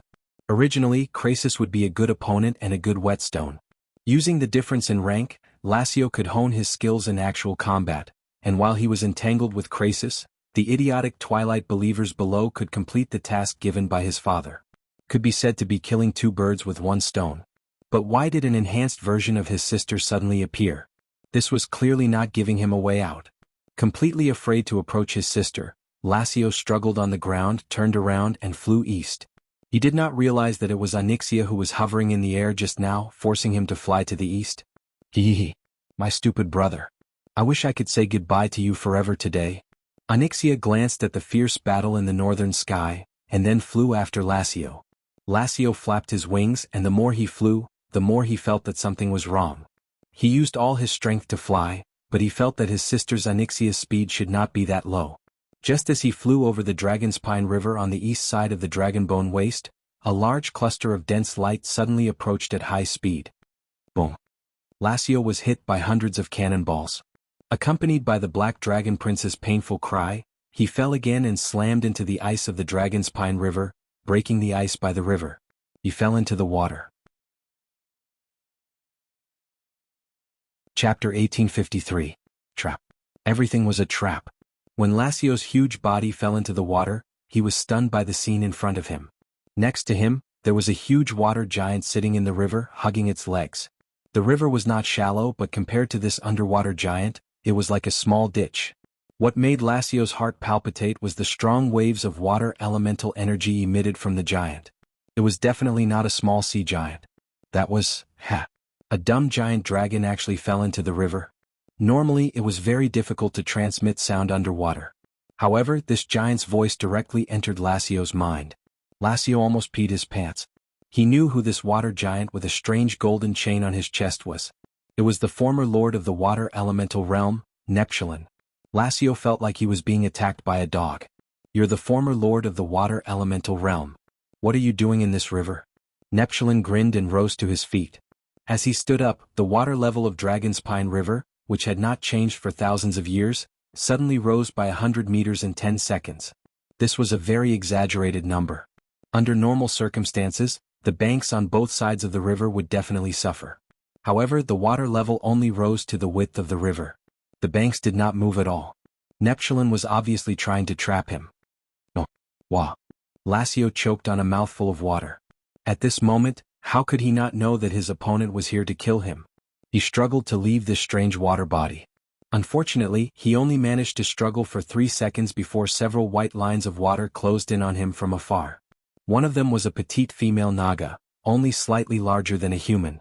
She was dressed in luxurious accessories, and judging from the golden crown on her head, she was at least a queen. The other one was a huge water elemental, and the last one was a huge and ugly strange fish. "Neptulin, good job. This time you've done a good job." The female Naga spoke with the voice of her soul. Neptulin's face showed a look of joy. It did not matter if it was fake or not. The Naga queen turned her head. "Oh. It was actually the legendary Prince Ratio. What an honor to meet you. I am Queen Naga, the demigod of Lake Azeroth, Lord Emir, the Queen Regent of the tidal throne, Vashj. This is the first time we meet, and I believe it will also be the last time." With that, she raised her hand. Neptulin, Unstable Hydas, and Yusler, the 3 super thugs, grinned hideously as they pounced on Lachio. In the northern sky, an incomparably tragic internal war of the Dragon Clan was going on. As far as the eye could see, there were gorgeous and dazzling dragon breaths and flashing magic spells everywhere, and the air was filled with entangled battles. Whether it was the Wyvern Guardian of the Dragon Slumber Shrine or the Twilight Wyvern belonging to Nesario, they were all bloodthirsty, and used the fiercest means to deal with these enemies who were theoretically their compatriots. Perhaps the moment they met, a large cloud of murky and stinky blood rain would fall from the sky, or even scattered pieces of internal organs. With a flash, the dragon claw slashed down, and perhaps an entire row of ribs was neatly severed. In terms of combat experience, the 4-color dragon warriors were obviously superior to the Twilight Wyvern. The aerial combat experience accumulated over the years was not something that the Twilight Wyvern, who grew up on stimulants and pills, could compare to. In the initial battle, the 4-color dragon and the Twilight Wyvern had a shocking battle loss ratio of 1:10. However, the Dragon Slumber Coalition army immediately discovered that something was wrong. The strength and physical fitness of the Twilight Wyvern were comparable to that of the 4-color dragon. Their special ability was to create a unique Twilight domain space, and use this space to crazily absorb energy from the outside world to promote their own growth. As long as there was enough energy for them to absorb, they could grow rapidly. It only took a few months or even a few weeks for a Twilight Wyvern to hatch to adulthood, but it took hundreds or thousands of years for an ordinary dragon to hatch to adulthood. The terror of having Nesario in charge was reflected at this time. This was a terrifying characteristic that did not exist in the original history. Enzos had bestowed a terrifying halo effect on the Wings of Death. This terrifying halo, which covered an area of more than 10 kilometers, greatly strengthened the Twilight domain of each Twilight Wyvern. Not only was the domain larger, but the effect was also more amazing. As long as any energy transfer occurred in the twilight domain, the energy would be absorbed. Whether it was the aftermath of magic that was cast, or the flesh and blood that fell from midair and passed through this space. Whether it was the four-color dragons or the twilight wyverns, as long as it was energy, it would be absorbed without any resistance. Many of the dragons found that their opponents suddenly swelled up as if they were inflated, and then their speed, agility, and vitality skyrocketed as if they had been injected with chicken blood. At first, the twilight wyverns did not have any brains and only knew how to fight by instinct. However, after a few rounds, as long as they did not die, they could use the energy absorbed from their surroundings to repair their bodies, and learn new tricks from their opponents to deal with the four-color dragon. Soon, the battle-loss ratio between the two sides changed dramatically. From the initial 1-10 it became 1-3. Sister. The sleeping dragon temple is finished. Izura shouted. Alexstrasza, of course, knew that it would not work, but she really could not spare her hands. King against king, general against general, soldier against soldier. Just Nesario, who was as huge as a mountain, was enough for the few dragon aspects to suffer. Not to mention the addition of Sinestra, and the two twilight wyverns, Varian and Serenarian, who were quite capable of fighting. Varian and Serenarian were not as strong as the dragon aspects, but they could steadily suppress the ancient wyvern of the four-color dragon. After a few rounds, 3 ancient wyverns had been seriously injured and forced to retreat. In fact, if it were not for Nesario frantically chasing after his 3 former siblings, the sleeping dragon coalition army would have suffered even more losses. At this time, a black dragon shadow suddenly entered the field of vision of the two sides. Your Majesty Alexstrasza, the Ruby Jade Temple was ambushed by the black dragon Prince Ratio, but I took care of him. Now it is basically safe. The first half of Onyxia's words made the Red Dragon Queen's heart jump to her throat, but the second half made her feel for the first time that this junior was quite useful. The black dragon turned her head and taunted the 2 twilight wyverns who were obviously several sizes larger. Varian and Serenarian, right? Poor guys. He didn't know anything and was used as a weapon. Do you think you are very strong? Let me tell you, I can fight 10 of you guys. It was a clumsy provocation, but for the relatively simple twilight wyverns, it was good enough as long as it worked. In an instant, Onyxia had pulled away 2 of the enemy's main forces. Before leaving, she also sent a message to the Red Dragon Queen. Duque requests to join the battle. Chapter 1854. Duque. Alexstrasza really had a love-hate relationship with Duque. Once upon a time, Duque was just such a small and weak human. At that time, she hung out with Duque purely because she felt that this human was interesting. It was easy to get tired of living after living for too long. This was not a derogatory term, but a literal one. If it was not for the power and responsibility given to her by the Titans, she really did not know how she had lived for the past 25,000 years. Perhaps she would have developed strange interests like some blue dragons. For example, falling in love with a well or falling in love with the fairy sister, soul healer, in the graveyard. After seeing all kinds of situations in the mortal world, her dragon life only had a few interests left: curiosity and excitement. Of course, she would not put herself in danger just to experience the feeling of heartbeat just for the sake of pure excitement. Because of the novelty and excitement, it was more like a hobby outside of fulfilling her duty as a guardian. That was why she did not hesitate to help Duke. Perhaps it was to repay a debt of gratitude, or perhaps it was purely to see how far this little human who always surprised her could go. She did not expect that in a mere 20 years, not even 1,000th of her life as a dragon guardian, Duke Marcus, a human with meager strength at the beginning, had grown to a level comparable to her. Alexstrasza was a little conflicted. She was happy that Duque was strong. He was too strong. She was conflicted. She always felt that she had lived for 25,000 years in vain. Why could it not compare to what Duque had achieved in 1,000th of her time? Living for too long. Dragon hearts would become a little conflicted. Mortals clearly looked very simple, so why did a monstrous peerless powerhouse like Duque appear? Not only was he strong, but he could also stir up the general trend of the entire world. Even she felt that all the dragon guardians and guardians were led by the nose by him. However, every single one of them was willing to do so because his actions were righteous and in line with the way of the heavens and the way of the Titans.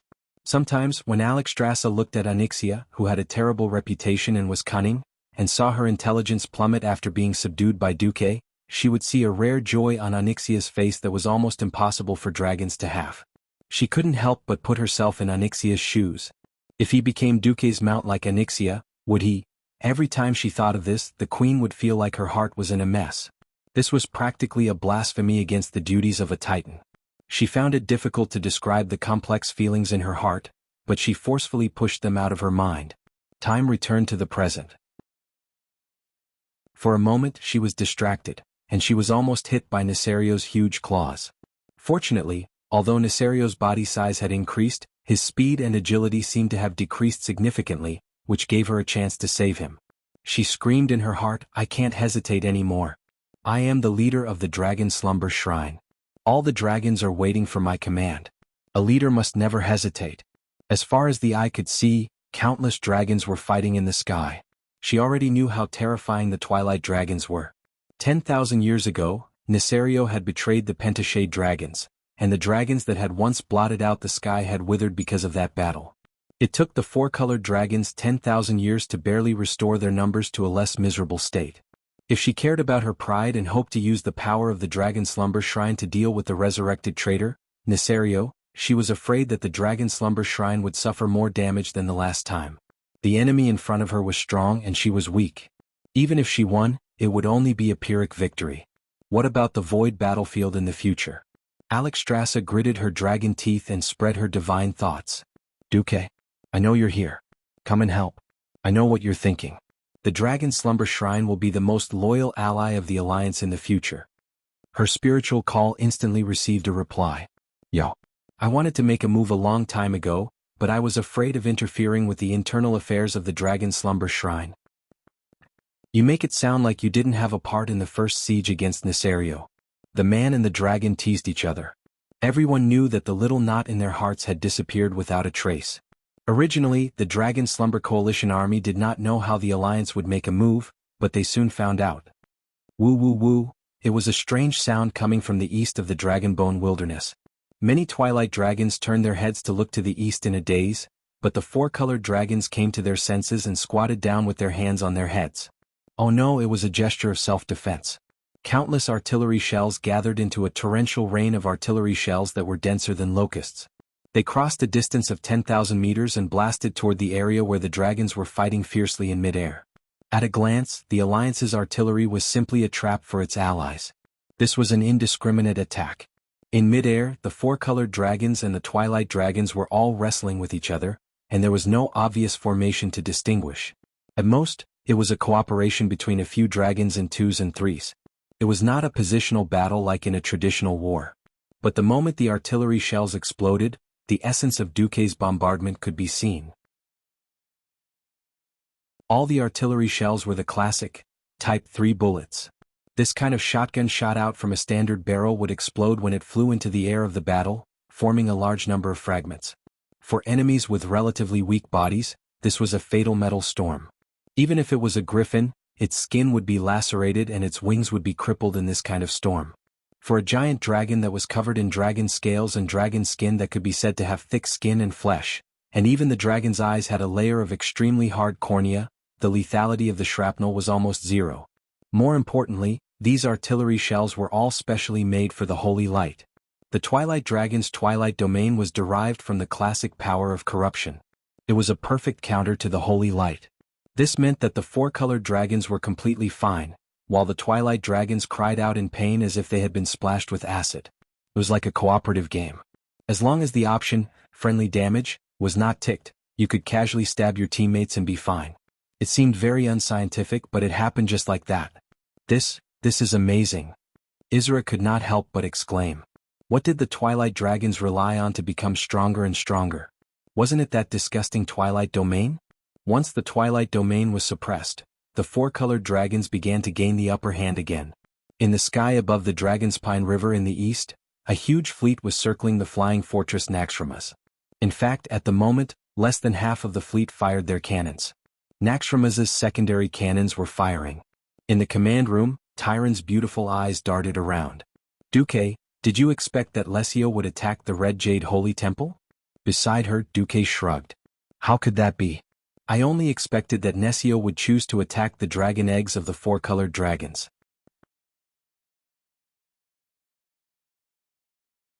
Chapter 1855. To be honest, he really did not think that sending Oni would actually catch Lachio. In fact, he did not even know if Lachio still existed in this world. Unfortunately, Tyron pouted and crossed her arms, looking as if she did not believe him. Duque almost choked to death. Damn. Is this considered pretending to be the god of prophecy too much that people don't believe me even if I fail? At this time, Vasht's magic message came. That new black dragon Prince Lachio is almost done. What should we do? In the magic mirror, Vasht's red hair floated in the water, giving off a different kind of sexiness. Duque was not in the mood to appreciate it. He rubbed his chin, weighing the impact of Lachio's life and death. No matter how he thought about it, Lachio did not seem to have done anything good, nor did he really affect the general trend of history. To put it bluntly, he was the kind of guy who was an eyesore, but it did not seem to be a problem to kill him.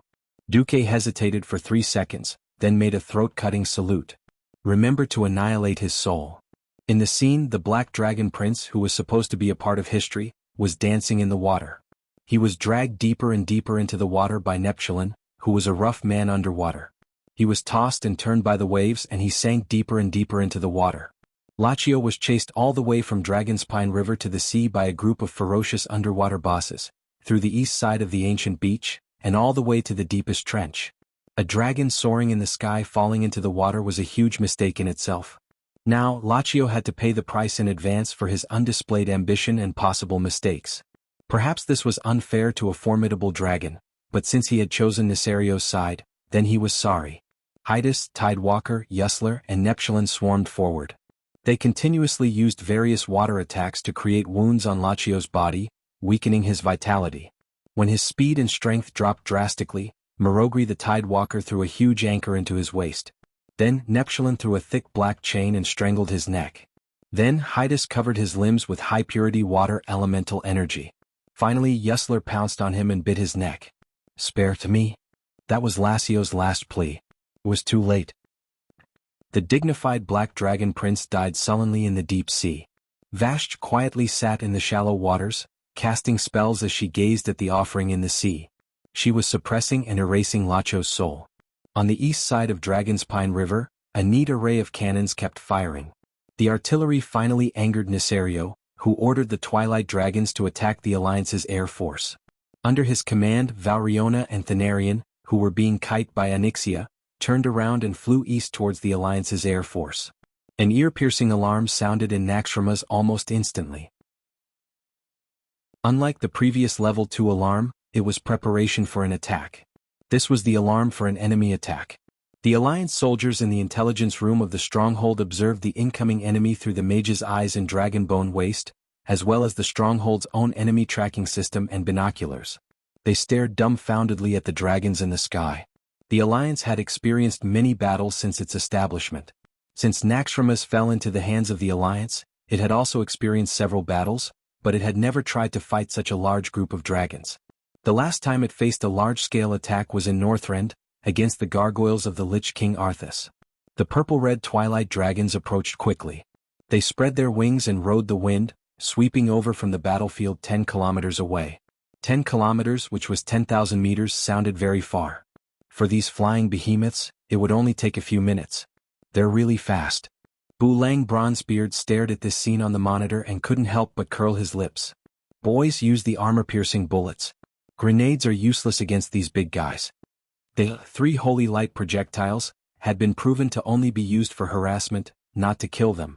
Bulang shouted, "Old-style main cannons. Fire in unison." Cannonballs triggered by TNT explosives were continuously fired from the muzzles of the stronghold.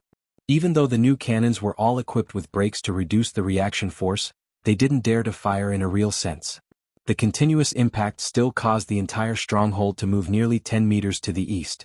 Under the surveillance cameras controlled by the observers, Bulang clearly saw that the old-style cannonballs, even after being treated with holy light, still couldn't penetrate the tough skin and scales of the Twilight Dragons. Although some of the Twilight Dragons' wings were damaged, they only slowed down. Anyway, after a round of cannonballs that seemed to shake the earth, not a single Twilight Dragon fell in midair. The human gunners could almost see the contempt at the corners of the Twilight Dragons' mouths. Taking advantage of the intermission of the human cannons, these dragon-shaped monsters created with evil secret methods quickly closed the distance between them and the flying stronghold. Many of the Alliance soldiers' hearts were about to jump out of their chests at this moment. If the Alliance's cannons couldn't cause effective damage to the enemy, it meant that this was likely to turn into a massacre of the Alliance's air force. At this time, Duque's leisurely voice sounded. Bulang, relax. Don't we still have Mimran? Yes. According to my calculations, the new cannonballs can definitely penetrate those purple lizards flying in the sky. Mimran, who looked like a mechanical gnome, had 2 light bulb eyes that kept flashing. That's right, Duque was F***king crazy about the Alliance's technology tree again. The biggest feature of transmigrators adding talent points was that they wouldn't add the wrong talent points. In fact, 1 kilometer behind the group of Twilight Dragons, Isra was leading a large group of green dragons to help the Alliance. Sister, I don't think we need to help Duque's side. Whether we need to or not is one thing, whether we go or not is another. Go quickly, don't be in a straight line with the Twilight Dragons and the Alliance's cannons. Follow them from the side and back. If necessary, help at any time, Alexstrasza instructed. The main force of the Twilight Dragons had turned east, which meant that the pressure on the 4-colored dragons was greatly reduced. In theory, concentrating all the dragons to besiege Nesario was the right way to go, but she couldn't let such a large group of Twilight Dragons run around. In fact, except for Isra, who was particularly confident in Duque, many green dragons didn't think that mere mortals could block thousands of Twilight Dragons with their flying creations alone. In their eyes, the thin 3-dimensional defense line of the Alliance's flying fleet was no match for the locust-like Twilight Dragons, be it in terms of strength or visual effects. In particular, when the Alliance's first round of main cannons fired did not even bring down a single Twilight Dragon, most of the green dragons in the Green Dragon army confirmed their thoughts. Chapter 1856. After all, they were a group of true dragons that were charging over aggressively. Regardless of whether they were products of accelerated growth or not, they were not a bunch of buzzing locusts, but creatures at the top of the food chain on planet Azeroth. Under everyone's gazes, the purplish-red ominous dragon cloud was getting closer and closer to the Alliance's air fleets and strongholds. Everyone knew that unless it was a dragon that was good at magic, a dragon's attack range was basically no more than 200 meters. Beyond 200 meters, the dragons could only passively take a beating. Once within 200 meters, the giant dragons would use their dragon breath, their powerful bodies, their sharp claws and their tails, which were even more terrifying than siege hammers, to teach anyone who dared to enter the giant dragon's killing range a lesson. Apart from a few powerful creatures like Golans, most existences would only feel the deepest despair and helplessness when faced with a dragon at close range. It was the same for the Alliance's battleships. If the largest main cannon could not penetrate the dragon's scales and skin, then the smaller cannons and anti-aircraft cannons would not be able to do so. At this moment, the Alliance's strongholds and battleships suddenly flashed with a blinding light. The Alliance had fired again. No one took this volley of cannons seriously. The purplish-red dragon cloud that looked like it was rolling over finally collided with the dense black dots formed by the cannonballs. Just as the new cannonball was fired, Duque smiled and said, "Actually, dragon scales and skin are fine. We might as well change our way of thinking and treat them as more durable sloped armor. As long as we find the right way, it's easy to penetrate them." Is that so?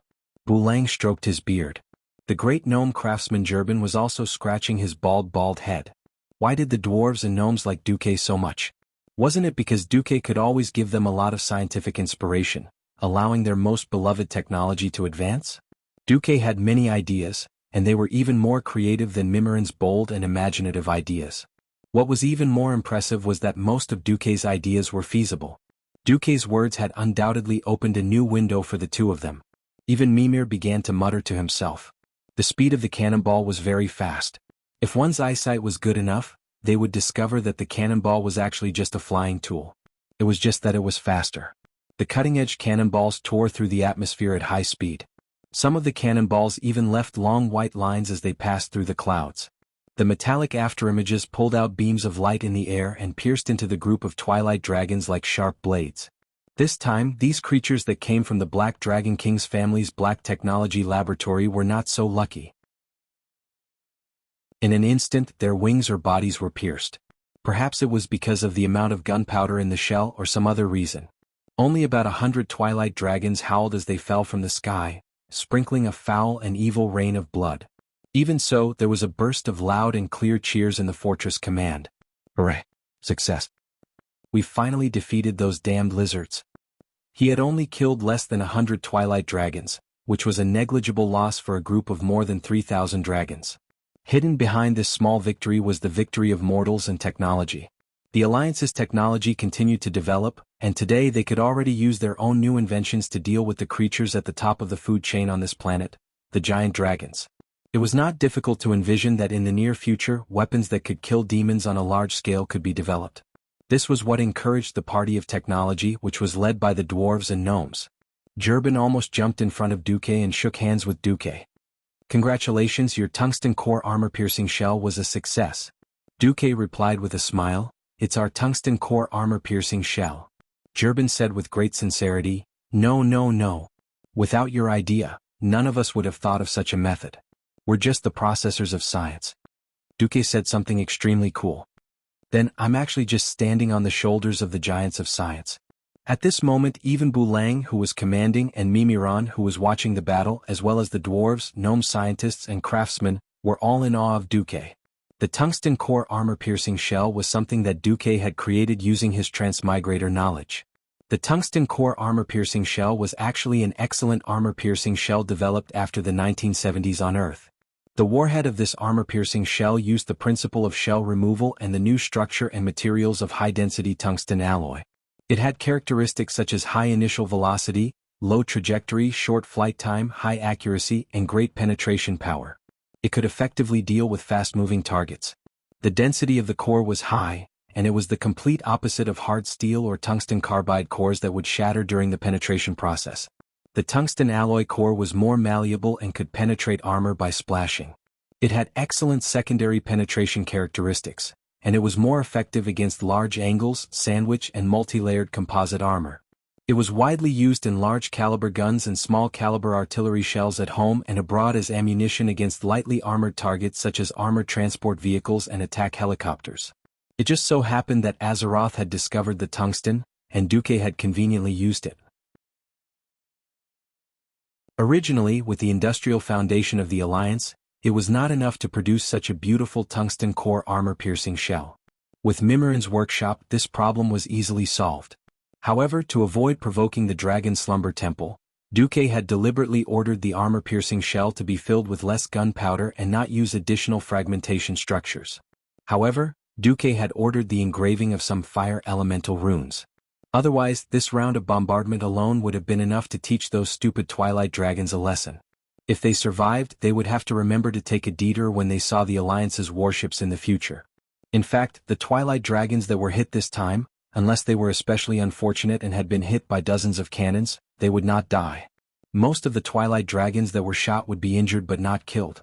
It was not the kind of fatal injury but the kind that just happened to penetrate the dragon's scales and skin, but could not penetrate the flesh.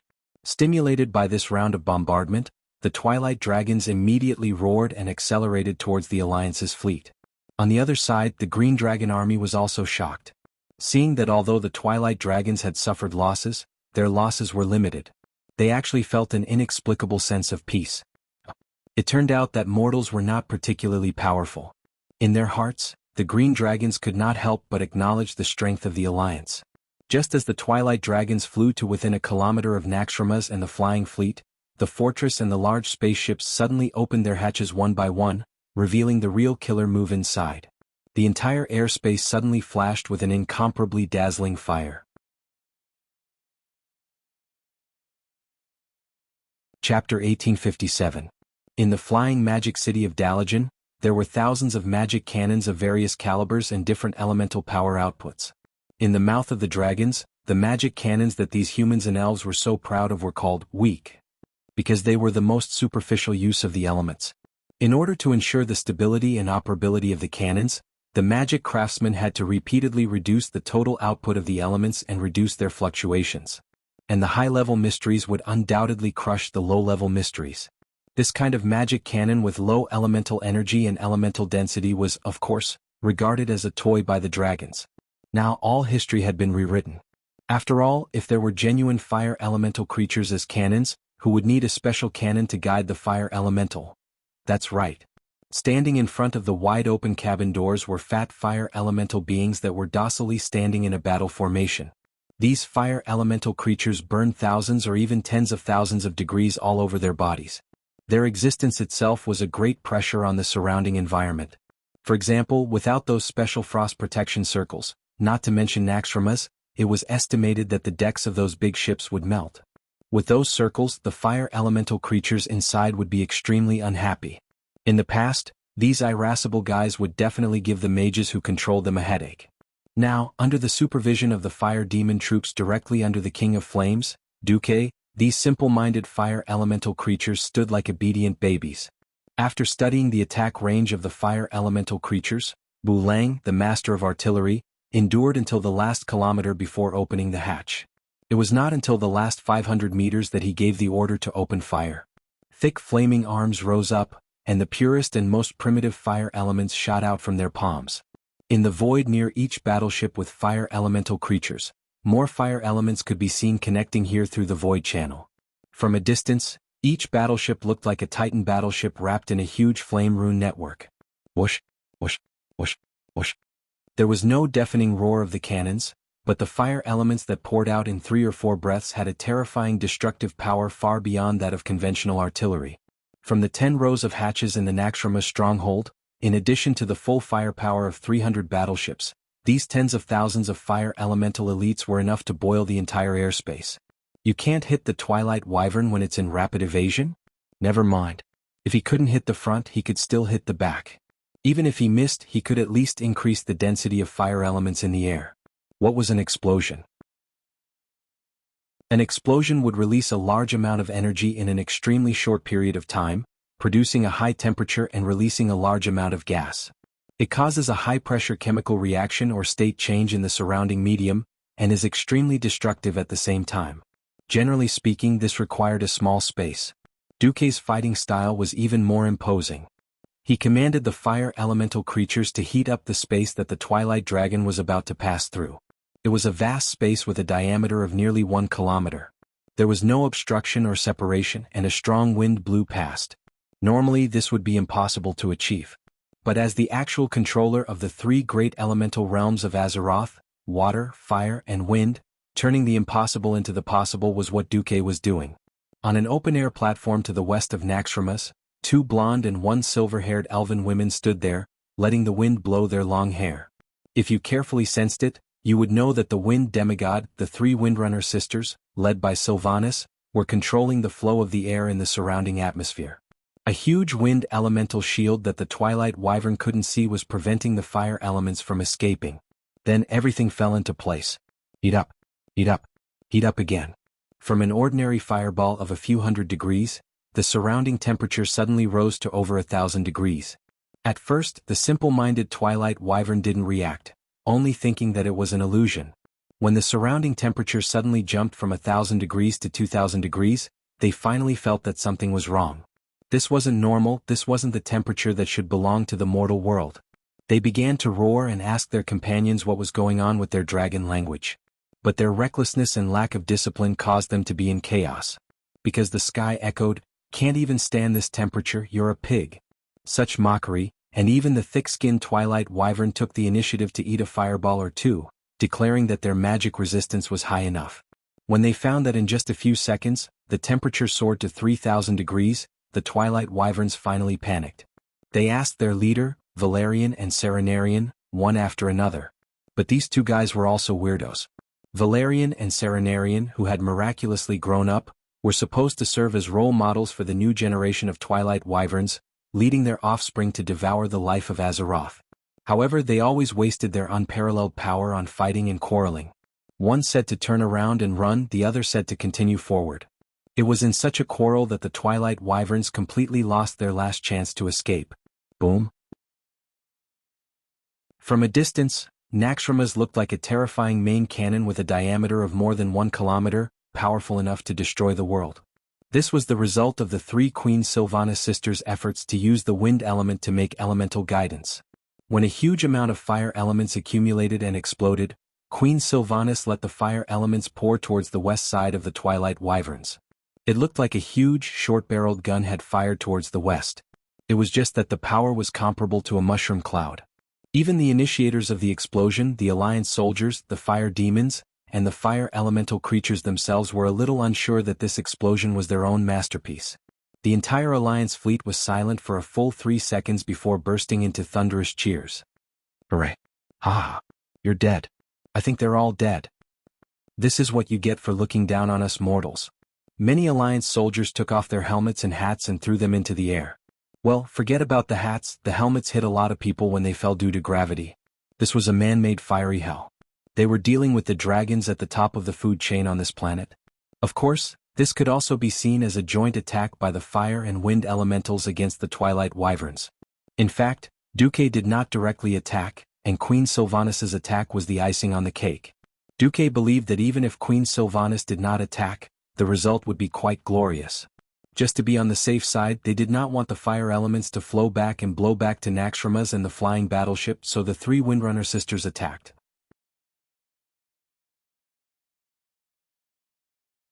Chapter 1858. The result of the battle was glorious.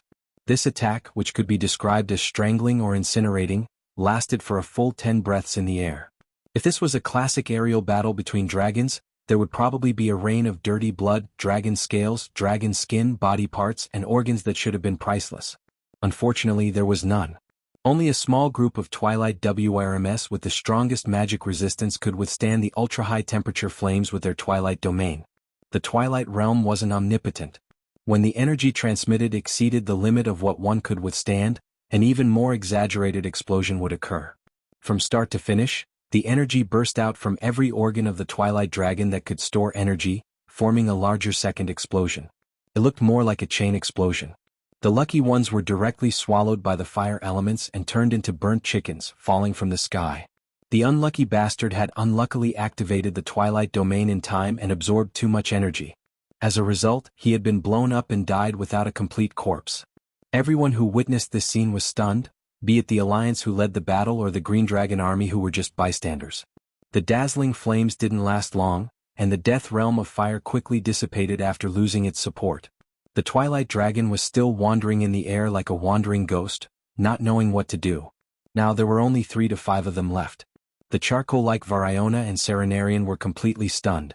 After coming back to their senses, they continued to fight among themselves. It's all your fault. I said that we wouldn't have to die if we retreated. It's all your fault. We should have just charged forward. The 2 Twilight Dragon leaders were like idiots trying to drag each other down. They didn't realize that the Green Dragon army had split up behind them. The main force had already started to fly back, but Isra and a few ancient green dragons started to climb rapidly and dive down. What a perfect timing. Isra glanced at the black figure that was diving down from the northeast at about the same height as her. Onyxia might not be good at fighting enemies head-on, but when it came to bullying noobs, no one was better than her. When Variona and Serenarian abandoned her and stopped chasing, she didn't pursue them. Instead, she followed Duque's theory of aerial combat and pursued height. Diving down from a high place was always easier than climbing up from a low place, and it was also more powerful. As a dragon aspect that controlled a portion of the fire elemental world's elements, Onyxia only needed a single thought for the fire elemental elements around her to follow her as she dove down at high speed. The fire elemental elements that had already begun to dissipate were sucked into her body at a speed faster than her dive. Her true form was that of a black dragon. From afar, Onyxia looked like a huge red dragon, drawing a cone-shaped formation of flames in the air. When she swooped down at high speed, she actually pulled out a long line of fire that resembled the tail of a comet. It looked as if it had already split the entire sky. The ferocious attack startled Variona and Cenarian. The 2 Twilight Dragons who had been dragging each other down, did something extremely stupid. Seeing that they couldn't dodge Onyxia's attack no matter how fast they accelerated, they actually tried to use each other's bodies to block the Black Dragon's first attack. One should not be afraid of a godlike enemy but a pig-like teammate. Onyxia might look like she was going all out, but she actually cherished her life more than anyone else. Unfortunately, the Twilight Dragons didn't know that. When she reached the peak of her speed, a huge amount of fire elemental elements gathered in front of her dragon's head. It looked like a fire spear extending from the Black Dragon's head. Bam! Bam! This was the second consecutive attack that shook the atmosphere. Onyxia's larger body crashed into the middle of the 2 Twilight Dragons who seemed to be dancing a pas de deux. If one of the dragons had the guts to extend its claws and give Onyxia a vicious blow, it might have ended in a lose-lose situation. However, both Valriona and Cenarian's reaction at the last moment was to run. They only opened up half of their twilight domain to defend themselves, but they were also afraid that they would absorb too much fire elemental elements and blow themselves up. That was hilarious. If Onyxia had split the fire elemental elements she brought with her into two, either of them would have been able to handle it. But how could the Black Dragon, who was an expert at bullying noobs, give them the chance to do so? Don't even think about escaping. Onyxia, who had not used her full strength in the first place, did a rather damaging thing. She did split the power in her body into two, but all the fire elemental elements were aimed at Cenarian while she pounced at Valriona. According to Duke's secret instructions when he was training the dragon, plus her own observations, she was very sure that the two of them would never cover for each other. As expected, Cenarian's first reaction was to run when he saw the overwhelming amount of high-purity fire elemental elements coming at him. But Valriona's first reaction was to face it angrily. The energy theory of aerial combat was fully validated at this moment. Onyxia, who was faster, flew in a small arc and easily dodged Valriona's clumsy bite, as well as her follow-up claw attack. Then, the Black Dragon used the inertia from the high-speed dive to make an emergency hover with her wings and swung her thick and long tail in a perfect semicircle, hitting Valriona's right arm hard. It was better to break one than to injure 10 fingers. She learned how Duque treated her in the past and used it to deal with her enemies. The force of a Dragon Aspect's attack, coupled with the huge inertia from the acceleration of gravity, was more than 100 tons. It was a blow that could even shatter a mountain. Valriona let out the most miserable scream since the start of the battle. Not only her right arm but half of her body, including her right arm and chest, was blasted into pieces. The sharp spikes on the Black Dragon's meteor hammer-like tail even tore a few pieces of Valriona's lung tissue out. She tried to retaliate in pain and anger, but the Black Dragon dodged her attack. This time, Onyxia was very patient. Her larger dragon body circled Valriona in the air and attacked more agilely. Almost every time she would grab the collapsed right side of Valriona's body to attack, constantly increasing the damage. Victory was only a matter of time. Cenarian, on the other hand, had to expand his twilight domain to the maximum after taking all the fire elemental attacks from Onyxia. He would either overexert himself or be seriously injured by the second flame bombardment. He obviously chose the former.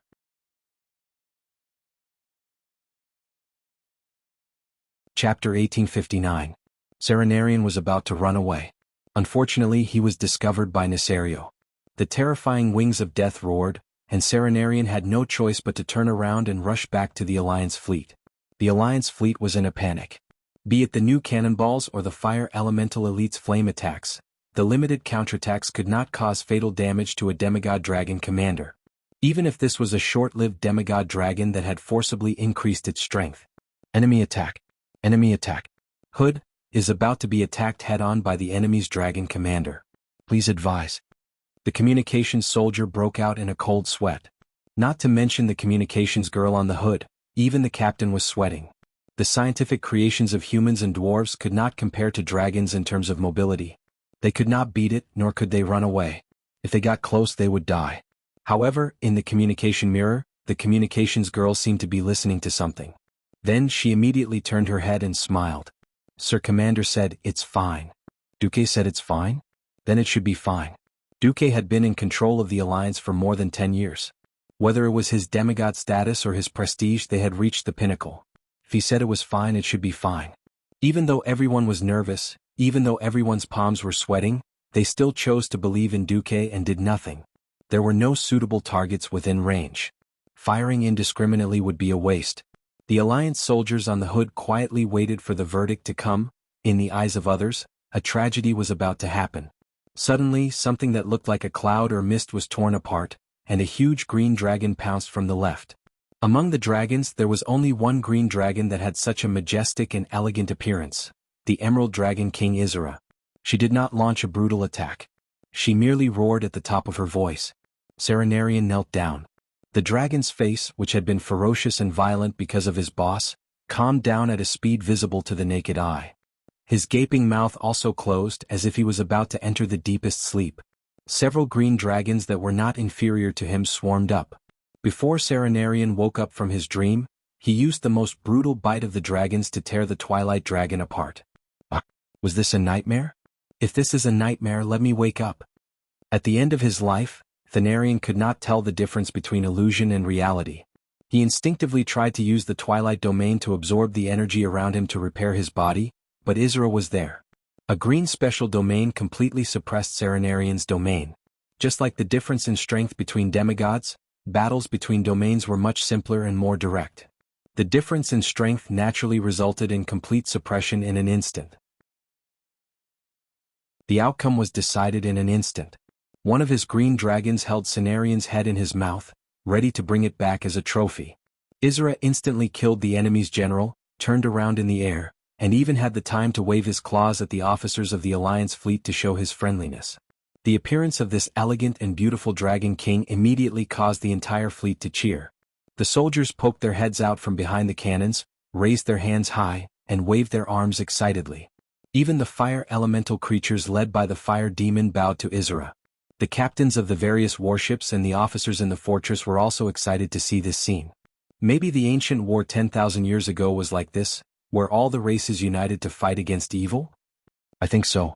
Even Duque, who was sitting in the command center of the fortress, felt like he was in the return of the army's war in the game. Isra, I won't let you die this time, Duque muttered softly, but Duque's words were heard by Tyrant. The beautiful high priestess immediately fell into deep thought. As Isra flew at high speed with the last few ancient green dragons and returned to the main battlefield, the battle on Onyxia's side was also over. The Black Dragon Princess took a deep breath and blinded Variona's vision. All the feints were to cover up the sweeping tail of the scorpion-like dragon. This time Variona, who couldn't dodge in time, was hit in the head. Her entire left skull and left eye collapsed, and her left shoulder was also injured. Normal giant dragons would have died from such injuries, but Variona fully activated the Twilight Domain and even absorbed the frost elements in the air to heal herself.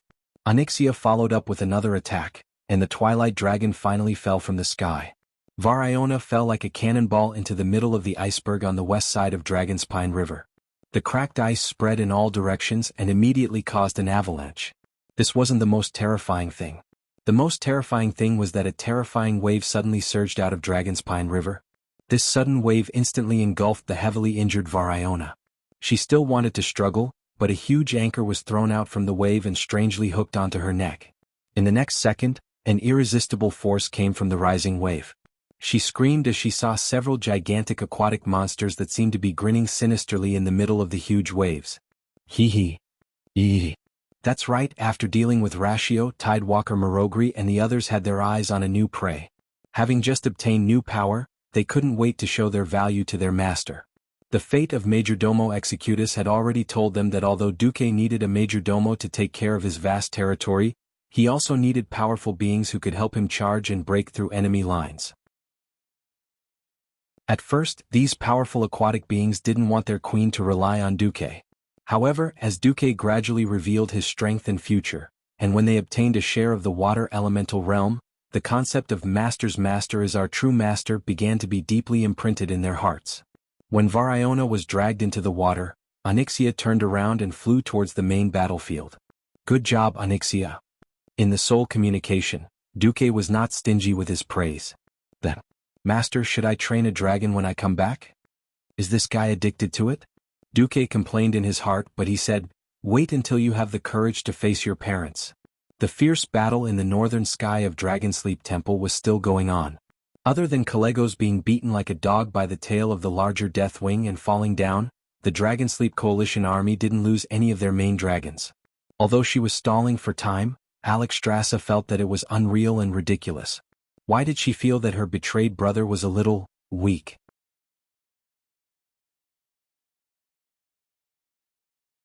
Chapter 1860. Indeed.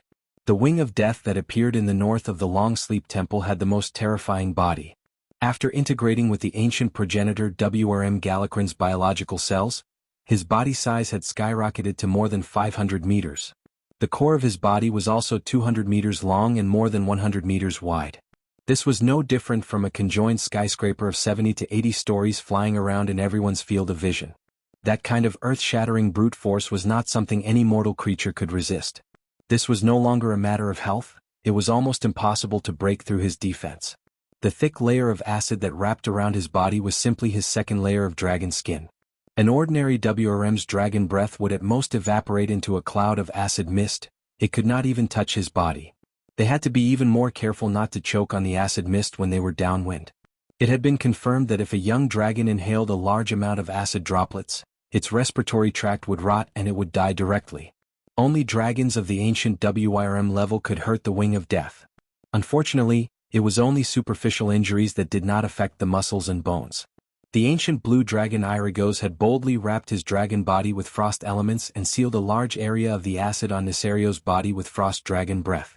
He then rushed over to break the acid and gave Nisario's body a direct hit with a magic bomb. It had indeed caused a huge wound that was big enough to stuff a small villa. Who knew that the acid that surged from other parts of Nisario's body would almost bury him? The wound that was created was also filled up by the crazily proliferating dragon-like biological tissue in a mere 10 breaths. No, there were even more. On that dragon's body, there were a few dragon legs and dragon claws of the ordinary WRM level. It looked very disgusting.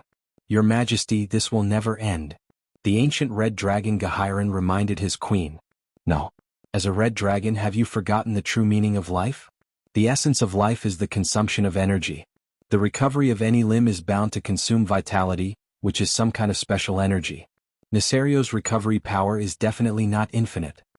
Alexstrasza did not say the second half of the sentence. This Nisario seemed a bit retarded. With such a huge body and such vitality and defense, no one would be able to do anything to him in a short period of time.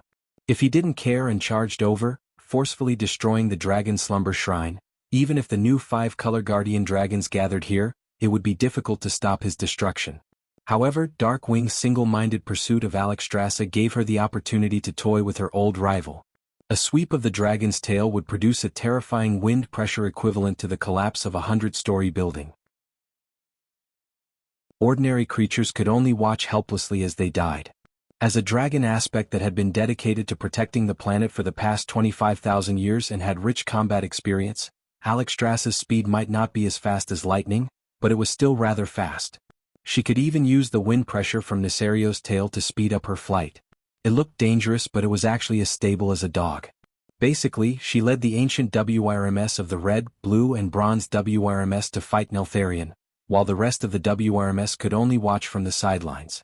After receiving the news that Krasus's Ruby Jade Sanctum had been attacked, she still had the spare time to send a few ancient WRMS back with a small number of WRMS to hold the fort when the Twilight Dragons were pulled away. The real battle was between the Bronze Dragon King Nozdormu and the Undead Dragon Queen Sinestra. The living Sinestra couldn't be compared to a real Dragon King. At best, she was just a strong female dragon, strong enough to withstand Nisario's love without dying. Nisario was very wild when he was having sex. The 3 deep scars on Sinestra's dragon chest that looked like ravines were the scars left behind by her temporary partner back then. Neltharion almost killed her and also caused the deaths of 2 dragons. Later, she turned into a dragon scientist and wanted to develop a new breed of WRMS to kill Nisario. Unfortunately, after being killed by the Twilight Dragon, she was rescued by Nisario and listened to him again. Perhaps this was the unique sadomasochism of the Black WRMS. According to history, Sinestra would be quite weak at the start of the battle because she had played the Superman game with Darkwing and nursed the Twilight WRM whelps. Without half a life, her attack power would be greatly reduced. There was no such problem in this life. It would be more accurate to say that Neltharion was now more like an oversized battery for Sinestra to squander. Onyxia had the famous, deep breath, and her powerful dragon breath naturally came from her mother. Sinestra's, flame breath, was a full-screen attack in the eyes of mortals. Other dragon breaths were cone-shaped, but hers was a torrent of flames. The raging sea of fire, even in the air, was like a terrifying moving wall of fire with the WRMS as the standard. The ancient WRMS would howl if they were hit. What was really amazing was her Twilight attack skills. A normal WRM wouldn't be able to play so many tricks, but the Twilight energy, which was based on shadow energy, allowed Sinestra to play with all sorts of tricks. Flame breath forcefully baked the sand on Nozdormu's body, making it even more dry and vulnerable to cracking. Hundreds of Twilight shockwaves flew everywhere. Ordinary adult WRMS would be killed instantly if they came into contact with one. The disgusting thing was that these shockwaves weren't really out of her control. They weakened and dissipated on their own after being fired. These Twilight energy balls would hover in midair according to her will, and connect in 2s and 3s. Between two twilight energy balls, there would also be twilight cutting rays. If one accidentally touched them, a huge amount of twilight energy would surge into one's body. Not to mention the ancient Wurms, even Nozdormu had a small finger cut off by the twilight rays if he wasn't careful. Of course, Nozdormu was more like an illusory spiritual energy projection. His dragon body was just an existence that had gathered a large amount of sand and materialized.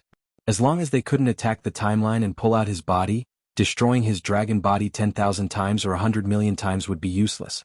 But it didn't look good. A clear beam of twilight energy shot out from the huge wings of death and poured into Sinestra's body, allowing her to go all out. After the initial test, hundreds of twilight energy bullets poured into Nozdormu's body every second. As a dimensional dragon king that could interfere with time and history, Nozdormu's body was also a fortress. After his power of time and space started to show, Sinestra felt that her movements had become much slower. Not only her speed, but even her thoughts had started to stagnate. Nozdormu's huge sand Wurms body was like a stimulant, and kept increasing its speed under the effect of haste. Unfortunately, it was more like they couldn't do anything to each other. Chapter 1861. At this moment, as if he had finally woken up, Nisario's entire body shuddered as if he had just peed himself. He suddenly roared. "It's time to destroy Dragon Slumber Temple." Amazing. Of all times, why did he have to think of it when Isra had yet to return and Nozdormu was being held back? If it was the sinister and cunning Black Dragon King of the past, Alexstrasza would definitely not have taken it so lightly. However, Nisario, who had increased in size and strength but was obviously in a frenzied state, made the queen unknowingly numb and careless. Stop him. Under the Red Dragon Queen's command, dozens of ancient dragons bit the bullet and launched a fierce attack. There were many casualties, but the effect was minimal. They risked their lives to spit dragon's breath on Nisario's mountainous body. Those with superb flying skills and good luck were able to complete the dragon race's unique bombing in an extremely thrilling manner, and then quickly climb up to avoid Nisario's counterattack. The unlucky ones, such as the ancient blue dragons Kadrigos and Borregos, were slapped to death on the spot. Or, if he was not careful, he would be swallowed by the limbs of the wings of death, just like Karastad's. The moment he was eaten, Alexstrasza felt that Nisario's aura had increased slightly. Titan. What kind of monster is that? The queen shouted with a hint of sorrow. A total of 5 ancient dragons lost their lives in an instant because of her command. This loss even surpassed the ancient war with the devils 10,000 years ago. At least in the ancient war, the lives of ancient dragons were not so worthless. Without a Void Lord, ordinary devils could not take down the heads of ancient dragons. These were 5 primordial dragons that had made a name for themselves. Now that the dragon clan was on the decline, any ancient giant dragon was in existence that guarded a region. One had to know that even the most prosperous red dragons in Dragonding only had more than 30 ancient dragons. The blue dragon race, which was suffering, only had more than 10. Alexstrasza's dragon heart was about to die from the pain of losing 5 ancient dragons at once. She would probably be sad for a long time after this battle. After absorbing the 3 ancient Wurms, Neltharion's dragon body had obviously expanded a little. He laughed wildly with abandon, and just like that, he rolled into the magical protection array area of the Dragon Sleep Shrine, almost like a meatball. The Dragon Sleeping Temple's magical defense was undoubtedly the best, but the strongest fortresses were often breached from the inside. As the designated guardians of the Titans, the Dragon Aspects had the right to use the Dragon Sleep Temple, but they were not the creators of the Dragon Sleep Temple.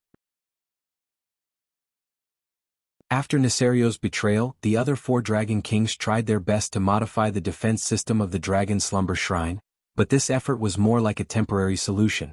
It couldn't be helped.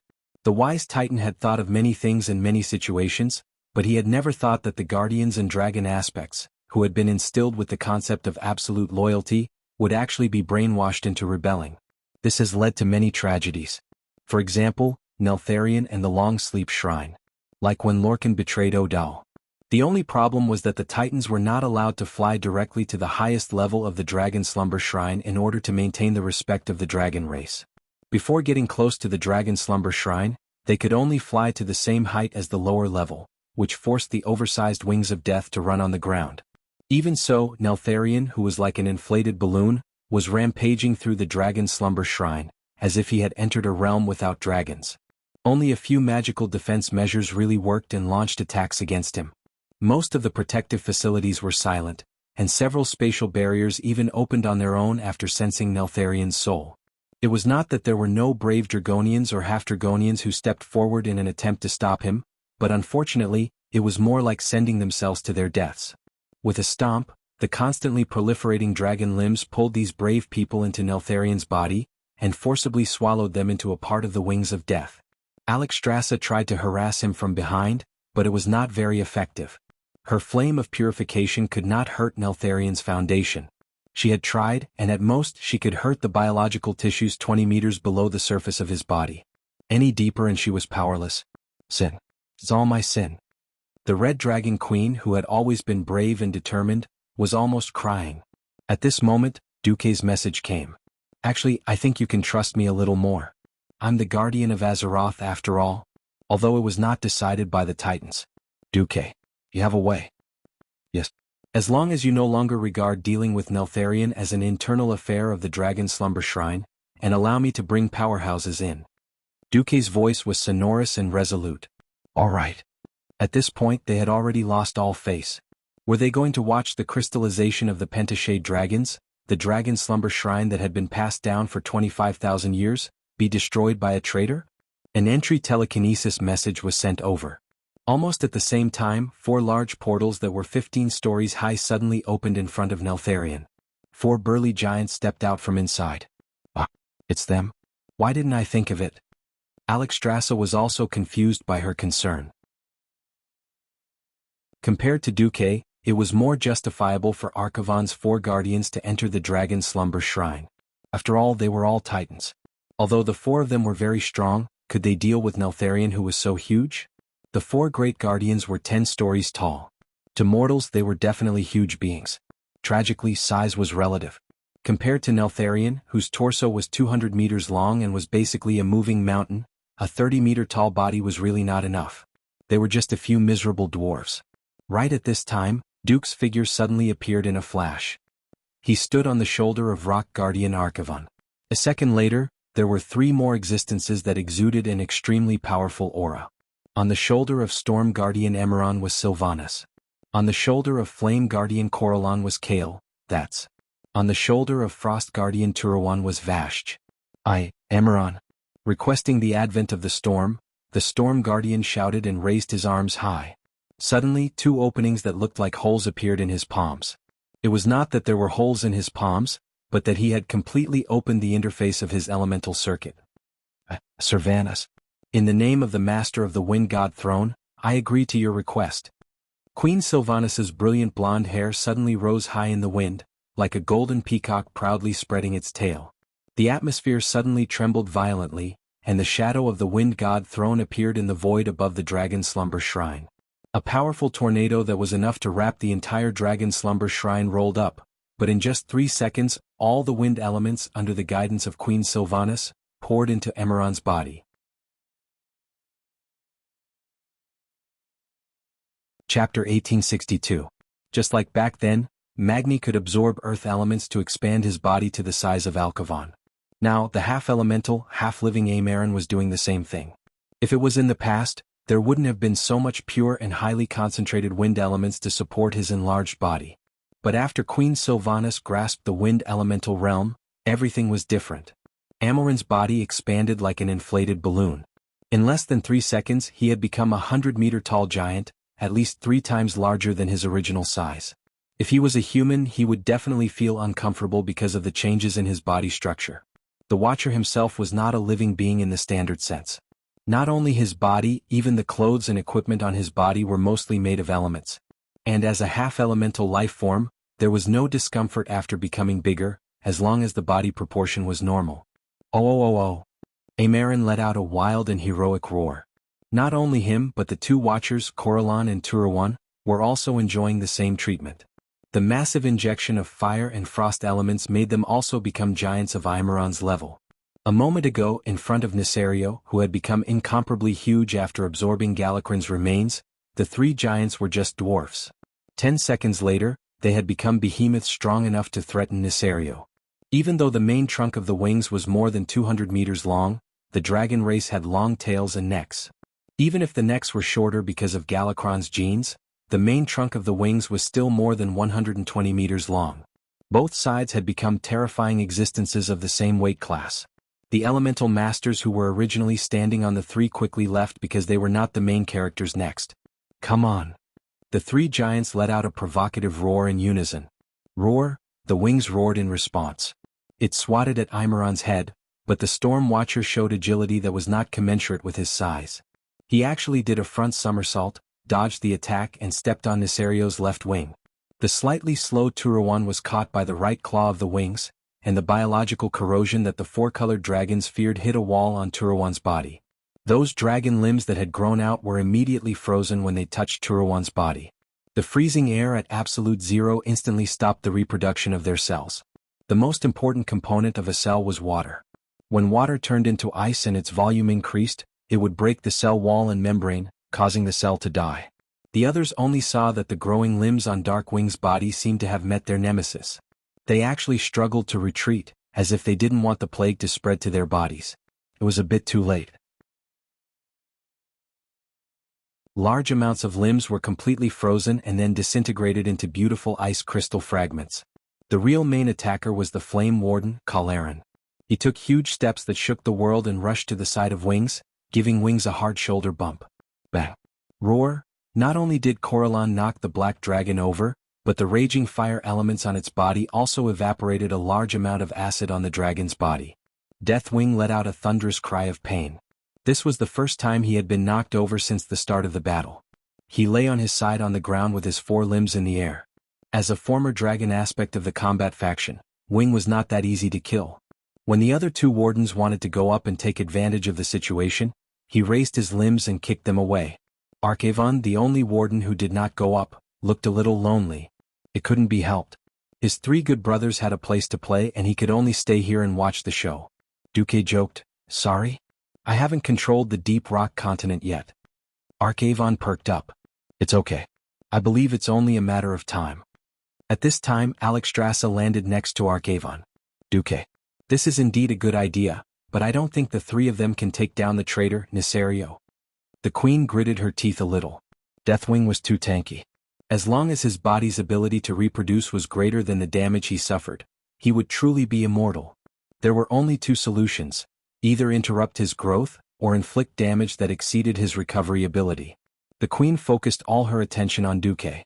In terms of attack power, perhaps even Moon Goddess Elun's Starfall could not compare to Duque, who controlled the two elemental realms of water and fire.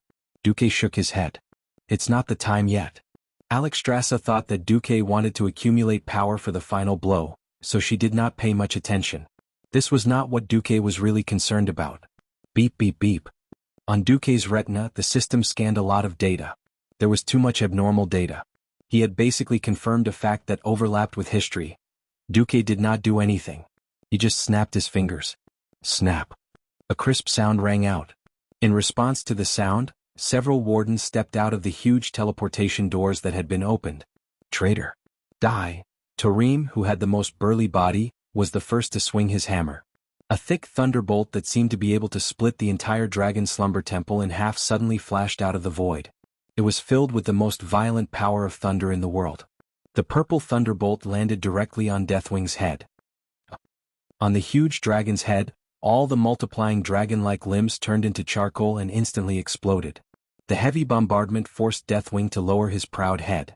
It looked like he had placed his neck on the execution platform. Tie up that traitor.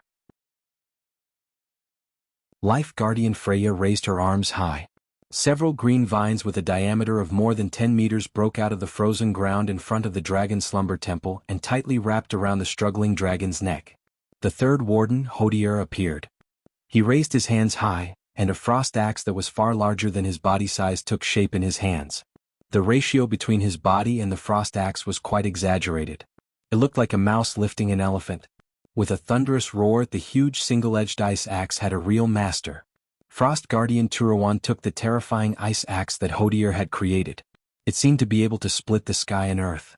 The axe that symbolized judgment finally fell. Sizzle, it was a strange sound that did not match the scene. The scene seemed to be frozen.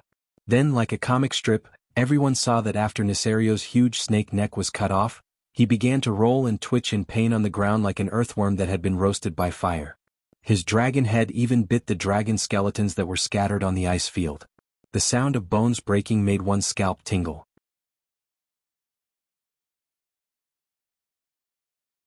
Chapter 1863.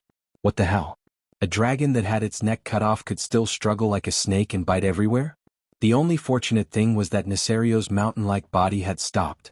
The strange thing was that there was a large layer of acid that wrapped around his horrifying body that was constantly proliferating. Now, it seemed to have lost control of its brain, and its entire body began to expand. Where there was only one dragon claw a moment ago, there might be a few more legs in the next second. Purify these damn things. The Red Dragon Queen gave the order, and the Sleeping Dragon Coalition army immediately flew over. The dragons spat out a surprise attack with all their might, using their pure elements to destroy these constantly proliferating things. Fortunately, the flame of purification was still relatively effective against these biological tissues that had lost their foundation and no longer had the assistance of twilight energy to help them proliferate. Amidst the howls that sounded like countless murdered dragons, the proliferation finally began to slow down. One could see that the swollen skeletal body had finally become a little shriveled. This was the work of the underlings. Several guards and guardians were still busy dealing with the dying dragon of death, Nesario, who was still able to move even though he only had his neck and head left. Here. Hodier materialized another spear made of ice. This 100-meter-long ice spear was more than 3 times Hodier's height, and it was just right for the enlarged Turawan to use. Amalran cooperated with Koralran to use a flaming storm to interfere with Nesario's line of sight, giving Turawan a chance to launch a sneak attack.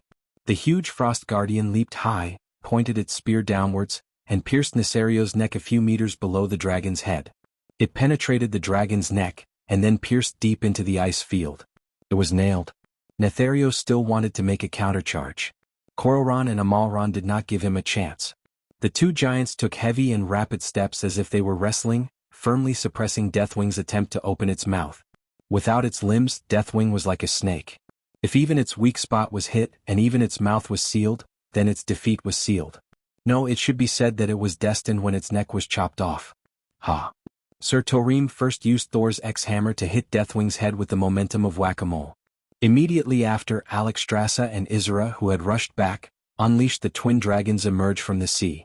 They pounced on Neltharion and directly blew up his head. Bang! It was a huge explosion. First, Nesario's head felt strangely liquefied. Then, the protruding dragon limbs rapidly petrified in less than half a second. They turned from black to a withered grayish-white, and finally, like plaster that had been crushed, they turned into fine hard lumps and powder. This kind of killing made every Titan powerhouse who had participated in this battle feel a little surreal. Have we killed Nesario? Freya, the Guardian of Life, was a little confused. Something doesn't feel right. The rock guardian Alcaphon stroked his large beard. Isra, the authoritative expert on the soul and will, said, "That's not right. I did not feel Neltharion's soul dissipate. If this really is his true body, there's no way I wouldn't be able to sense his violent and tyrannical soul fluctuations." Everyone's expression turned ugly. The Dragon Sleep Shrine had made such a huge sacrifice, and now they were saying that the one they killed was not Nesario's main body? The question was, where was Nesario's main body? Alexstrasza turned her head and looked at Duque. Duque sighed, knowing that he had to express his opinion. I felt that something was wrong since just now. I'm very sensitive to evil and soul fluctuations. Just like when I discovered that Sargeras possessed Mediv, I also discovered that Nesario had transformed into Lord Presto. I'm sure that the Nesario we just killed could only be considered a clone. What? All the powerhouses were shocked. Duque added, the most powerful clone. Even so, everyone still didn't look good. Duque sighed. Well, this Nesario is a fake, but at least the Sinestra outside is the real one. Let's get rid of her first. A group of aggressive guardians, watchmen, and dragon aspects swarmed forward. The dragon mother, who was originally quite difficult to deal with, screamed and screamed. It was beyond Duque's expectations, or rather, the relationship between the Black Dragon King and his family was so indifferent. Your mother is dead, Duque said to Onyxia. But she's already died once and this is the second time. Even if I want to mourn the death of my loved ones like humans, why should I mourn twice? The Black Dragon Princess's words made so much sense that Duque was speechless. The results of the battle were supposed to be quite glorious. They had gotten rid of Nisario's most powerful clone, Sinestra, the 2 Twilight Dragon leaders, and thousands of Twilight WRMs. Unfortunately, Twilight Dragons could be bred repeatedly, and Alexstrasza had even received the latest news from Krasis. Those damn Twilight believers could pollute the dragon eggs with Twilight magic, causing normal 4-colored dragon eggs to hatch into Twilight Dragon whelps. Krasis had no choice but to join forces with other ancient dragons to kill those Twilight Dragon whelps and destroy those dragon eggs. The dragons of the various races were distressed and worried at the same time. If Nisario's main body was hiding in an unknown corner and relying on a clone and a bunch of Twilight Dragon cannon fodder, he could threaten a base like the Dragon Sleep Temple every time. How could they fight this battle? Isra approached Duque at this time. She had transformed into an elf. Duque blinked.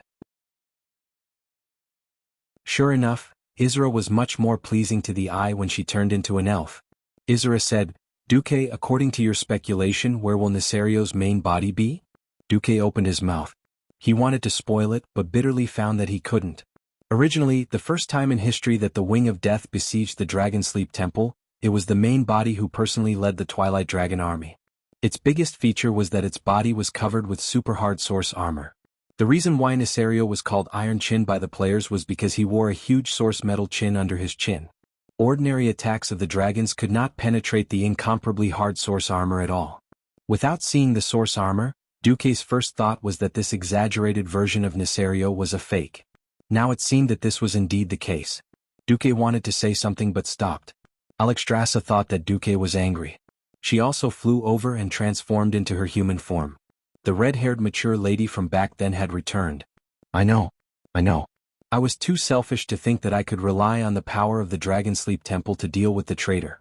It's my fault, please forgive me, okay? I owe you a big favor. Now Neltharion had become a Terminator. I can't let a guy who has the ability to destroy the world run around. Just say what you've speculated.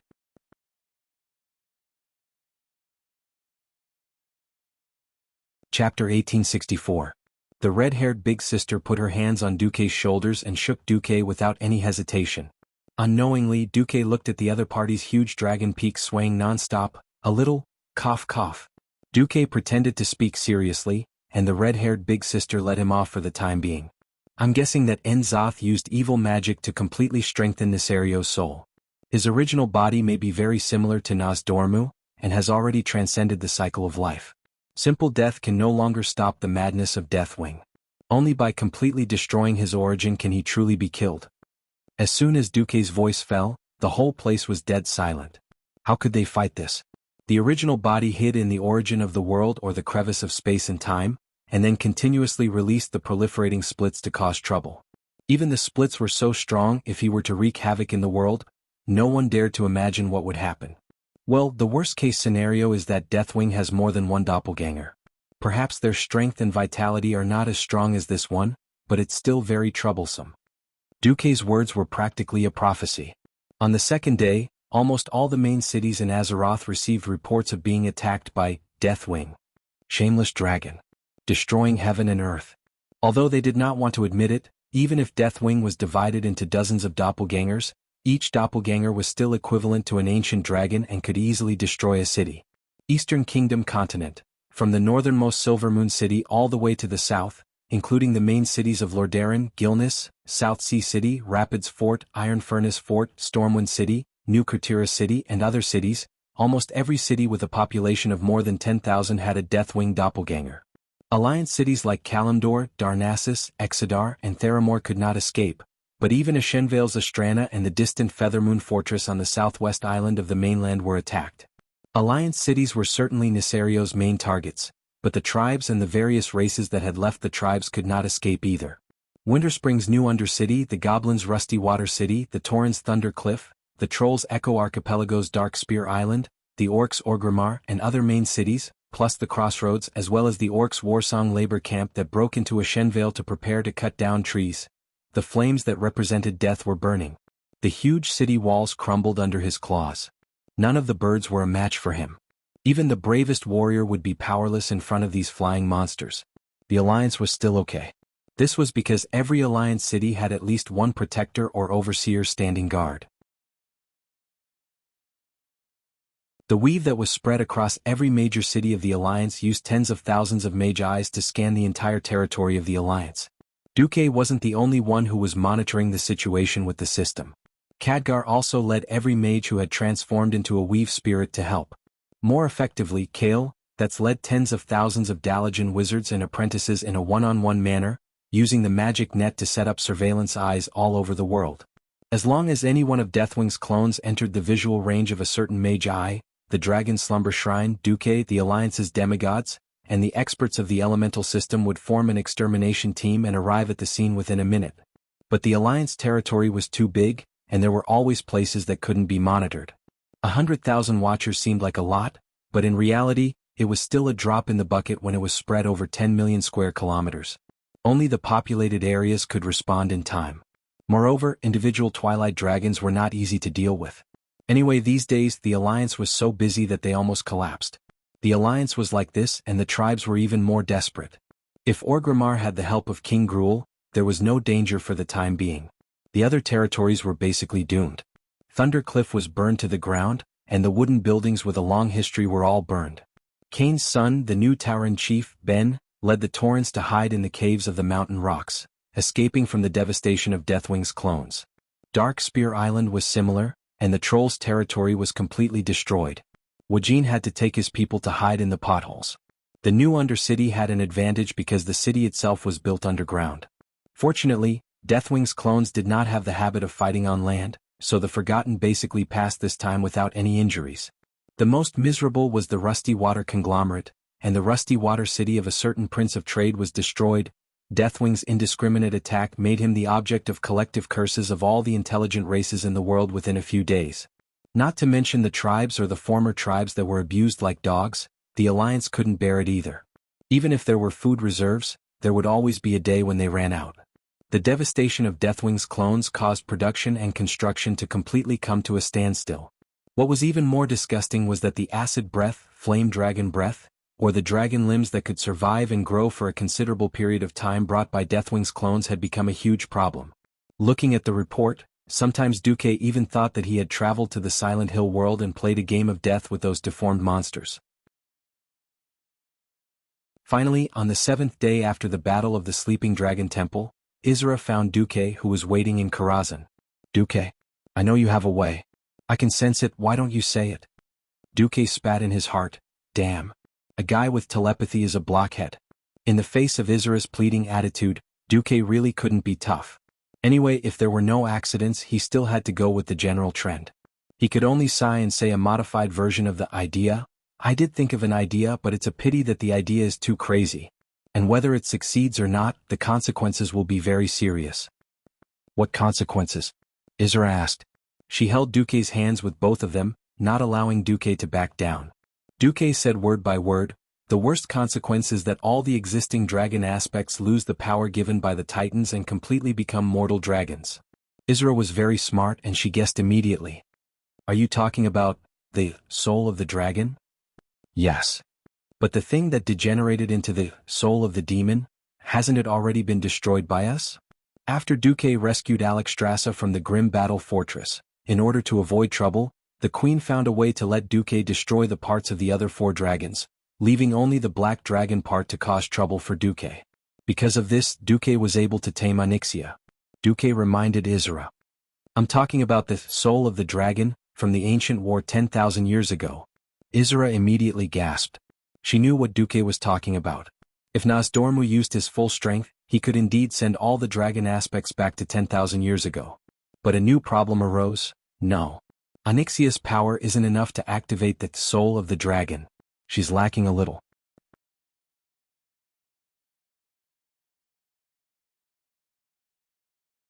Chapter 1865. Onyxia was known as a dragon aspect, and her foundation was also the power of the earth. Everyone knew that she was just there to make up the numbers. If this world could give a dragon a good or evil rating, she would probably have a -100 rating. Of course, it could have been -1000. After being trained by Duque for so long, her evil rating must have decreased a lot. She wouldn't do anything that he didn't want her to do, and she wouldn't do anything rash. She was like a well-behaved child. However, everyone knew that underneath the rules, there was perhaps evil hidden in the deepest part of one's heart. Or perhaps she had really changed after taming so many dragons. No matter what, she had nothing to do with kindness. At most, she was a neutral person. If Duke did not give her a kick or an order, she would never take the initiative to do any good deeds, not to mention protecting the world as her own responsibility. The reason why the dragon aspects had the word protect was because they really respected this responsibility and were willing to treat it as their duty. Also, because of the harmony between the soul and the responsibility, they could draw power that surpassed the mortal world from the mysterious rules left behind by the Titans. In terms of fighting ability, she was definitely 100 times better than that useless Dragon King Kalegos. That guy's combat ability was probably one of the lowest among the ancient dragons. When it came to activating the dragon's soul, it was the other way around. Because she had no sense of responsibility and self-awareness, and didn't even have an ancient black dragon younger brother or sister, Onyxia really couldn't activate the dragon's soul. If she was missing one of these four, it would be very dangerous. Izura's words made Duque narrow his eyes. Is she lacking a little or not at all? Izura also sighed. Sigh, she's very talented. If she puts her heart and soul into it, there's a chance she can reach 85% of the level of us 3 first-generation dragon aspects. But the problem of willpower. We've already done tests. Kalegos can reach 90% of the 3 of us if he puts his heart and soul into it, but Onyxia can only reach 50% at most. That wasn't even enough to pass. Duque knew that Izura had already given him face. In actual combat, everything had to be discounted. Usually 60%, but in actual combat, there might only be 40% or 50% left. How much water a bucket can hold will always depend on the shortest board. If he really hoped that Onyxia could perform steadily, then he would be screwed. What's more, she was not a fool who would dare to kill her father. Onyxia was still quite afraid of her father. The resistance in Stormwind City had certainly strengthened her confidence, but how much confidence did she have? If she really wanted to attack Nesario, something might go wrong. Facing Izura's burning gaze, Duque sighed. I'm going to do some mental work on Onyxia. But I can only increase the probability to 70%. Then? Izura really wanted to say, even 70% is not enough, but she didn't say it in the end. The thoughts of an adult intelligent creature were the hardest to change. Duque boasted that he had improved it to 70%, which was already quite impressive. When will the results be out? Izura asked. Give me one night. Duque's words had a double meaning. For once, Izura's face, which was already pale and rosy, seemed to have turned a shade redder. Then I'll have to trouble you, Duque. I'll come back tomorrow morning. Izura did not put on any airs. Instead, he bowed deeply to Duque. The dragon's peak flashed a white light under the effect of gravity, almost blinding Duque's eyes. Duque quickly looked away. After Izura left, Duque called Onyxia. Yo, my master, is there something you need from me? Countess Katrana, the black dragon princess, wore a red mid-dress, and everything below the knees was covered by a black veil. After spending so much time together, she could see through Duque's thoughts at a glance. Oh, are you going to tame a dragon? Duque's gaze was in order, and the human-shaped dragon just lay down meekly. When the dragon-taming whip entered the dragon's cave as usual, the black dragon let out a long dragon roar. The dragon-taming whip easily crushed the dragon's pride. Unknowingly, Onyxia had become addicted to the dragon-taming ceremony. In the ceremony, she could completely let go of her schemes and distracting thoughts, and enjoy the strange feeling of being conquered to her heart's content. After a long while, the ceremony ended, although the dragon-taming whip was still deeply embedded. Onyxia, tell me, what do you think of the world of Azeroth? Onyxia was a little confused, but she still answered, I don't really care. I'll just follow you from now on. Duque's heart lit up. He knew that this was the crux of the problem. She had no feelings for Azeroth at all. In her eyes, this planet was no different from a pebble beside a nest. There was no special meaning to it, so naturally she did not care about protecting it. Duque knew that he had no choice but to use some strong medicine. He faced the sky at a 45-degree angle, and an invisible tear fell from his crocodile-like eyes. He lamented in his heart, Azeroth, Azeroth. In order to save you, I lost all my integrity. Remember to repay me, let me ascend to godhood. A gust of wind blew through the void, and it seemed to come from the will of Azeroth. Shut up. Duque was bewitched, and he thought that the will of the planet had agreed. Ah, you agreed, how nice of you. Duque hugged the black dragon tenderly. Hey, Onyxia, if I say that I hope that Azeroth can become the home planet of a special draken, do you think you'll change your mind? Onyxia shuddered. She couldn't believe her ears. Her current position might seem very secure, but a mount was still a mount. Maybe one day, a three-headed female golden dragon would suddenly spawn, and she would lose her status as a mount. Being a mount was really tough. Riding day and night. There was even the possibility of being abandoned. Duque's words had undoubtedly raised her to a higher level. She also knew that her position in Duque's heart was definitely not as high as the first 7. Then she should at least be on the same level as that blue-skinned hoof, right? Master, are you serious? Onyxia's eyes lit up when she suddenly had a direction to look forward to. You're still calling me master? Duque smirked. Yo, Duque, I suddenly realized that I'm becoming more and more infatuated with you. With that, Onyxia did not even need to turn over, and her dragon body directly shook. The next day, Isra visited again and personally conducted the Guardian test on Onyxia. This is a miracle. Isra looked at the special Guardian value measuring system, completely dumbfounded. He did not expect that after one night, Onyxia would actually become even more compatible with it. 80%. This number was simply shocking. Azeroth is where my mother's nest is. I definitely won't let it be destroyed so easily. The Black Dragon Princess face was glowing with energy.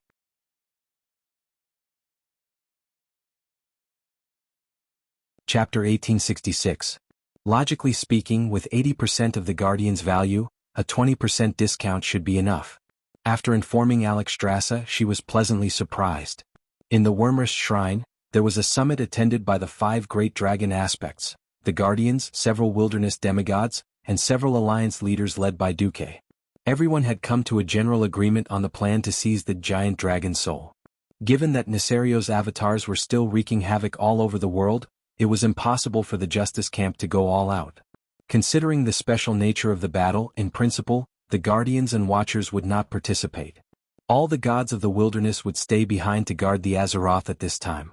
Because the water and fire elemental realms from 10,000 years ago were still in the hands of Neptulin and Ragnaros, Kale, That's and Vasht's abilities were limited. The two of them and their subordinates also stayed behind. Moreover, Kale, That's had already started to break through to the demigod realm, so it was even more impossible for him to leave. In the end, it was decided that the 5 dragon aspects and the 2 demigods, Duque and Sylvanas, would form an allied force to travel through time and space to attack Neltharion's main body. However, at the end of the meeting, Duque mentioned, I want to buy insurance for the Earth Guardian. Alexstrasza perked up. They had run through this plan countless times. The 3 veteran dragon aspects would definitely be fine. Something would happen to either Kalegos or Onyxia. There was actually a substitute for Kalegos, or even a superior substitute. He was naturally Duque. Duque, who was also proficient in arcane magic and was even more proficient in Titan runes than Kalegos was. He had grasped the highest secrets of magic on this planet, so he could easily get rid of Kalegos and work alone. Just because the giant dragon soul seemed to be more stable if it was played by the dragons. But everyone was worried about Onyxia. Even if her will to protect suddenly increased by 30%. I don't think the Alliance has any Earth-type experts, right? Didn't Magni Bronzebeard's soul not return yet? Nosdormu asked. Duque smiled mysteriously. It's not that easy to become a demigod of the Earth element. The thick and solid Earth needed a calm heart and a long time to resonate with it. Magni would definitely not make it in time. I mean the other person. Duque's words surprised not only the dragons, but also the leaders of the Alliance. Who was Duque referring to? Duque did not reveal the mystery. Instead, he revealed a mysterious smile. If I'm not wrong, as long as he and Onyxia stand in front of the dragon soul, the success rate of the Earth element will be 100%. Duque's words made everyone's curiosity explode. At this moment, there were traces of destruction everywhere on the land of the Echo Islands. A beastman stepped onto this piece of land that had been scorched by the flames of destruction. At his feet were completely charred wood and a black troll corpse. The regenerative abilities that the trolls were so proud of were laughable in the face of this absolute destructive power. Suddenly, a troll silently appeared behind the tall and sturdy beastman. You're too late. The giant troll seemed to have a hunchback. His body was bent into a capital C. It was not known if his body was naturally like this, or if his shoulders were crushed by the heavy burden of his compatriots. The beast-man suddenly turned back. He clenched his fists. His sharp nails dug into his palms, causing blood to come out. No. It's not too late. The giant troll shook his head. His wise eyes showed pain, sorrow, and extreme anger. No. It's too late. If you return to the tribe. Enough, Thrall. It's too late. The one sitting in the position of the great chief is that crazy man with a bad brain. You're the one who brought him up. Now he's treating all non-orc races as cannon fodder. First King. If I don't leave, the next one will be me and the dark spear troll. Wuxia waved his arms in agitation. What else can you do? The great chief of the former tribe, Sal. Wuxia was furious. His words also deeply provoked Thrall. That's right, Thrall had returned with not much results. The moment he returned, he discovered the great changes in the tribe. He didn't want to believe this was a fact, so he personally rushed to the Echo Islands where the dark spear troll was. Then he witnessed this terrifying scene. He was sure that almost all the settlements of the Horde or the former Horde, including Orgrimmar, had suffered heavy damage. The only difference was the degree of damage and the number of lives lost. Faced with the responsibility of his old friend and partner of many years, Thrall was speechless. I'm trying to appease the anger of the elements. Wuxia laughed when he heard this, but it was a sneer. Peace? Compared to communication, the Alliance's Duke Marcus seems to have a better way. My shaman told me that he and his woman have conquered the 3 major elemental realms of water, fire, and wind. Even Ragnaros and Al-Akir have been killed. Now, except for the elemental creatures native to Azeroth, no one will respond to our shaman's call. As if he didn't vent his anger, Wuxia roared. Damn it. This is equivalent to giving up on the tribe, causing the tribe to fall into the greatest chaos. Hundreds of thousands of people have died, and nothing has been achieved.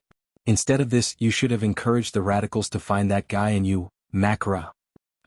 Oh, that won't do. You are strong, but it is impossible for you to fight against Gurus without getting injured. Once you are injured, you will be poisoned to death. Our old friend Varrock Salyafar in the fair and just, Makara, acquiesced to that guy's use of highly toxic weapons.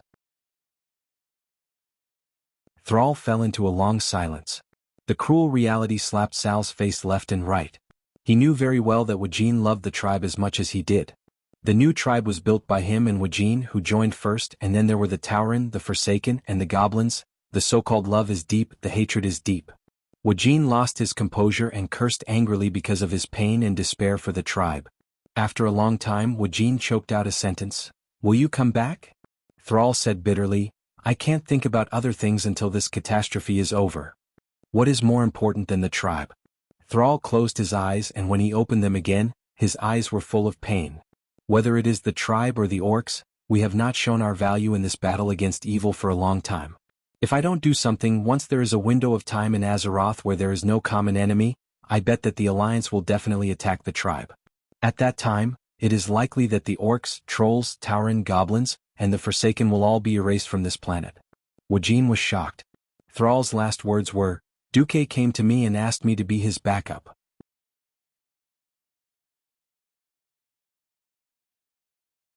Chapter 1867. Woken was completely speechless. Everyone, because of their growth environment, growth experience, clan status and many other factors, would have their own limitations. Woken was very smart, otherwise he would not have become Sal's main think tank. He also had his limitations. In the end, he was just a chief of a troll clan that stood out from the many original troll clans. The trolls had lived a hard life in the past 25,000 years. From the world's largest race in the distant past, with 2 great empires across the entire ancient Kalimdor continent, they had become small clans in a corner. Of course, he could ignore the other troll clans, but what really alerted him was what the Alliance had done. The Alliance was not a peaceful organization. They had completely destroyed Zul Amun, located in the southeast of the Long Song Forest, and Zul Gurub, located in the east of Stranglethorn Vale. This corresponded to the 2 most glorious empires in the history of the trolls, the Amani Empire and the Gurubashi Empire. Not only that, but the Rotten Moss clan in the eastern Plaguelands was also slaughtered by the Alliance. Although the Alliance had absolutely legitimate reasons for doing so, because these clans were behind the Alliance when the world encountered a major crisis, this could not hide the Alliance's decisiveness and ruthlessness. Once again, it proved that as long as the line of justice was crossed in the hearts of the Alliance would mercilessly destroy it. Times had changed. In the past, in the era of cold weapons, the trolls could still fight against magic with their numbers. Now, whether it was the Alliance's terrible flying fleet and other hot weapons, or the highly developed magic network civilization, they were not something that mortal creatures could resist with their bodies alone. As soon as Sal reminded him, Woken immediately realized that the tribe and the several races that had joined the tribe were in a very dangerous situation. Woken was discouraged. Backstop? Backstop for what? Sal smiled bitterly. The Alliance and the Dragon Guardian of the Sleeping Dragon Temple made a plan to deal with the Terminator, Neltharion, and I was needed as a backup. Do you know? Old friend, now the tribe, or the orcs and other races need a righteous title. Only by obtaining this title, no matter how bad the tribe is in the future, will the orcs and other races not be defined as evil races. This was a fight for a gold medal. Woken frowned. What about the tribe? Will you come back? When Woken asked the question for a moment, Sal almost blurted out, I'll be back. But the opposition of the Nagrand orcs, the difficulties from his compatriots, all sorts of bitterness from the past surged into Thrall's heart. Sal suddenly felt a little lonely when he thought about how he had been forced to abdicate after making outstanding contributions to the tribe for more than 10 years. Moreover, the noble and great cause of wanting to do something for the world of Azeroth was even more attractive to Sal. Sal finally replied, I'll think about it seriously. But only after this world has escaped from the crisis of extinction. It wasn't the answer Woken wanted to hear the most, but it was better than nothing. Wajin turned around and left. Before he left, he waved his hand. Well, before that day comes, the Darkspear troll will endure. The noble leader of the trolls seemed to hunch a little more. Sal let out a long sigh. This time he wanted to persuade Wajin to lead the Darkspear trolls and temporarily return to the tribe. Unfortunately, neither he nor Woken could convince the other party. Seeing destruction and desolation, Sal felt a sense of desolation. Leaving the Echo Islands and coming to the land he named Duroder, Sal finally took out a small crystal shining with arcane brilliance from his pocket and pinched it. Duque, I'm ready. A second later, a portal with a blue border opened, and Sal walked in without hesitation. The brief discomfort caused by the teleportation quickly passed, and Sal looked around. The huge hall wasn't completely empty, but everything was huge in size. Volcanic lava and black stones were everywhere, and above that were the metal creations and decorations with the style of the Titans. Because this was the Obsidian Dragon Holy Land in the northwest of the Dragonbone Wilderness, it was also the nest of the Black Dragons. 10,000 years ago, this was the place where the Black Dragons hatched their young. Unfortunately, with the betrayal of the Black Dragons led by Nesario, there were now only 100 or so Draconians who obeyed Onyxia's orders. The square was large and empty, with a large round table in the middle of the square. A man and a woman were chatting in the middle of the square, drinking their lunch. Sal saw a cup of warm black tea on the table as well as a small plate of biscuits. Duque, dressed in a robe, and the humanoid Black Dragon Princess, dressed in a dark red embroidered dress, were sitting on the chairs beside the table. Duque nodded and smiled at Sal's arrival. Sal, would you like something to drink? Only then did Sal notice that there was a large tea set on the table, specially made for the orcs. Sal nodded, not losing the slightest bit of momentum, and sat down peacefully. Sal's long experience of living among humans gave him more indifference. He had not experienced the life of the Lordaeron nobles.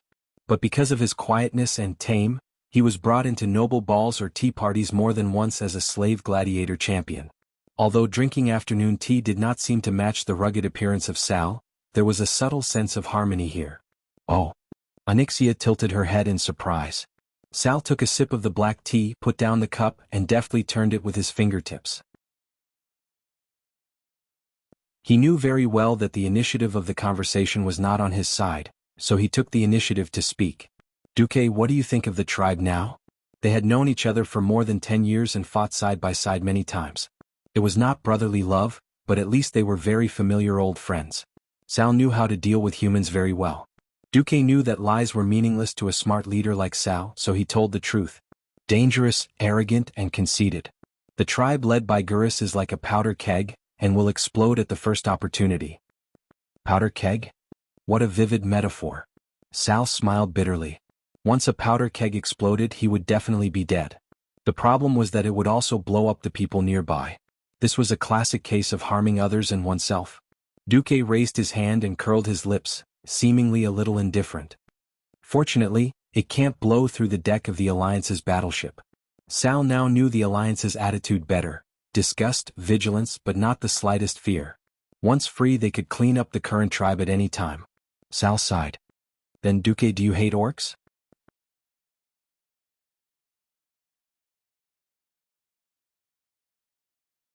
Chapter 1868. Duque waved his hand. Personally, I have no prejudice against any race. I admire the words of a great man. He said, I've seen the dirtiest humans and the noblest orcs. I'm not the only one with orc heroes like Grom. The Alliance has also accepted the Draenei. You have to know that they come from the same origin as the Eridar race that we call demons. Duque, you have a forgiving heart. You are indeed a great leader, Sal said with absolute certainty. Duke was a little embarrassed. This was just like the legendary mutual flattery in the business world. Duque spread his hands. I can temporarily suppress the conflict between the Horde and the Alliance in Grey Valley. I can even get the Night Elves to give up a forest area to meet the Horde's logging requirements, but the Horde must talk to the Alliance through formal diplomatic channels. Sal, I know what you want to ask, but I won't give you any promises. The Alliance is the Alliance. This is an organization formed to fight against evil, with militarization as its core. Our purpose has never changed. Whether the Horde becomes the enemy of the Alliance and all of Azeroth depends on the Great Chief of the Horde. Duque emphasized the word Great Chief. This made Sal feel like he was sitting on pins and needles. Duque drew a line on the table with his finger, and a thin line of frost elements appeared on the table, visually dividing it into two. If the Alliance goes to war with the Horde, it will only happen in one of the following two situations. Either the Horde goes to war with the Alliance first, or the Horde joins the Burning Legion or the Ancient Evil Gods. This line cannot be crossed, or the Alliance will do their best to destroy the Horde first. Duque's words were like words chiseled on a stone wall, cold and sonorous. Sal completely understood Duque's determination. Sal's mouth moved a few times, but he didn't say no. Did he blame Duque? No, he didn't. The old grudge between Duque and the tribe was a matter of the previous generation. Moreover, Duque was also serving his own master. Ever since the world started to collapse and evil forces kept attacking, Duque had been the wisest leader. Not only did he lead the Alliance, he even took care of the tribe for a long time for the sake of righteousness. Duque's words to him were the most perfect promise, an oath that would never be broken. Duque's stance had been the same for more than 10 years. Righteousness was the most important. Even as a former enemy and competitor, Sal admired Duque. Not only because of Duque's wisdom in developing new technologies and expanding the new economy, but he also admired Duque's character. The Alliance didn't owe the Horde anything, but the Horde owed the Alliance many favors. Thinking about how the Alliance had spent a lot of effort to rescue more than 2 million tribes from Nagrin's shrinking territory, and thinking about how it was the orcs who had been rescued back then who were clamoring to fight the Alliance for fertile land, Sal felt extremely ashamed. From that great migration until now, half of Nagrin's land had collapsed. If they had followed the old Horde's methods, at least 1.2 million orcs would have died of starvation or internal strife. Now, ironically, they didn't die from the collapse of the world. Instead, they were wasted by Gurus in the despicable war of attacking the Twilight Fortress. Gurus clearly had better tactics and strategies, but in order to reduce the pressure on the Horde, he had mercilessly used up human lives. Sal didn't dare to imagine it. If there really came a day when Gurus led the Horde to declare war on the Alliance, Sal lowered his head deeply. After a few seconds he raised his head. Duque, thank you and the Alliance for your restraint. The recent series of conflicts between the Horde and the Alliance are all because of the Horde. If there really came a day when the Alliance launched a war against the Horde because of the above two reasons, I won't blame you. Sal didn't say if he would still stubbornly stand on the Horde's side in that situation. Sal didn't even make any promises. However, Duque knew what Sal's choice would be. He would most likely set things right like in the original history, and cooperate with the Alliance to overthrow the tyranny of brainless Roar. After pondering for a while, Duque wanted to say something, but he suddenly felt that it was good to be silent like this. As smart as Sal was, he had realized that the Horde, or rather the Orcs, did not have many choices in the future. He just didn't want to admit this fact. Duque wouldn't push Sal. Because this was the choice of fate, and it was also the choice of him and the Orcs he represented. A guy who couldn't see the big picture would only be crushed and destroyed by the giant wheel of fate. Although Duque admired Sal, if that day really came, Duque wouldn't hesitate. Duque stopped thinking about this. Instead, he shamelessly said, "Let me take you to see Alex Strassa." Duque knew very well that he had taken away Sal's luck. In the original history, this scene in Cataclysm was Sal's highlight. Compared to William, the second-generation leader of the Alliance, Sal was more like the son of the world in the Cataclysm. Sal had used the power of the earth to perfectly fill in the missing part of the dragon's soul.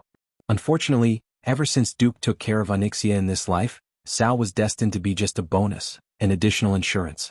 Between Sal, the orc, and the black dragon princess Alexstrasza, who had been captured and tortured by the orcs, it was obvious who she trusted more.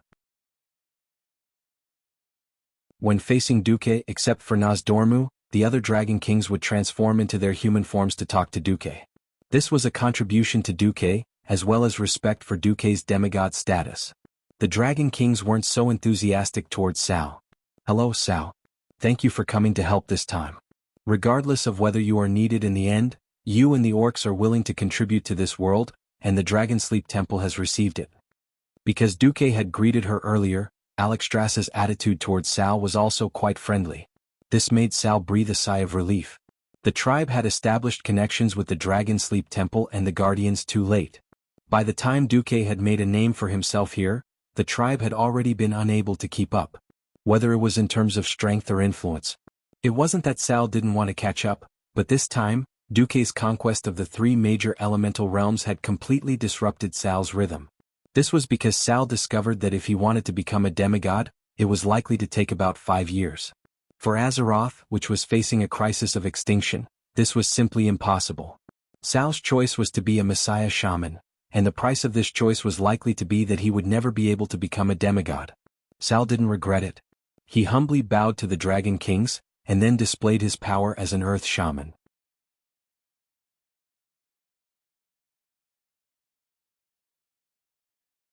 Chapter 1869. A clump of yellow soil appeared on the gorgeous temple floor. The floor was so tight that not even a drop of water could seep in, allowing the soil, which was wrapped in a soft yellow glow, to enter the temple without any hindrance. The soil was layered in front of the Dragon Kings. There were no creatures in the soil, but they could clearly feel that the three elements of water, fire, and wind could penetrate it at will. No vitality was better than overflowing vitality. What a pure power of the earth! Alexstrasza was not stingy with her praise. Duque, who was beside the Black Dragon Princess, pointed at the scene. Every intelligent creature has a different understanding of the earth. Sal's current entry point is the bearing of all things by the earth. Onyxia nodded, not really understanding. Sal, on the other hand, was a little surprised. He did not expect Duque to have dabbled in the power of the earth. That's right, he had experienced the meaning of the earth from the collapsing Nagrand. On the collapsed land of Draenor, there might still be wind, water, and fire in Nagrand, but without the support of the earth, everything would only become debris in the void after falling into the void. Sal witnessed the collapse of this ancestral land day after day, and only then did he realize this from the depths of his soul. He did not expect Duque to see through it so easily. Sal bowed slightly to show his respect to the Dragon Kings. He bowed deeply to Duque. This was not out of respect for Duque's status, but Duque's recognition of his way of the earth. It had a sense of "I'm not alone." Alexstrasza clapped her hands to attract everyone's attention. "Okay, let's discuss the details of this battle. Please follow me." After saying that, she led everyone to a side hall of the Dragon Slumber Temple. This newly opened side hall was obviously not built according to the size of the dragons. It was 5 meters high, and could only be used by small and medium-sized creatures, such as humans and orcs. On the bright marble floor of the entire side hall, there was only one set of tables and chairs, a circular table with a diameter of 10 meters and more than 10 chairs. The 5 human-shaped dragon aspects took their seats, and Duque, Sal, Queen Sheila, Varian, Muradin, and Lord Howl were also seated. The Red Dragon Queen said, "First, we have to go back 10,000 years ago and obtain the soul of the dragon that has not fallen into the demon's soul. Then, we have to find a way to bring it back to this point in time." Nozdormu said, "I heard the proposal you asked Isra to pass on.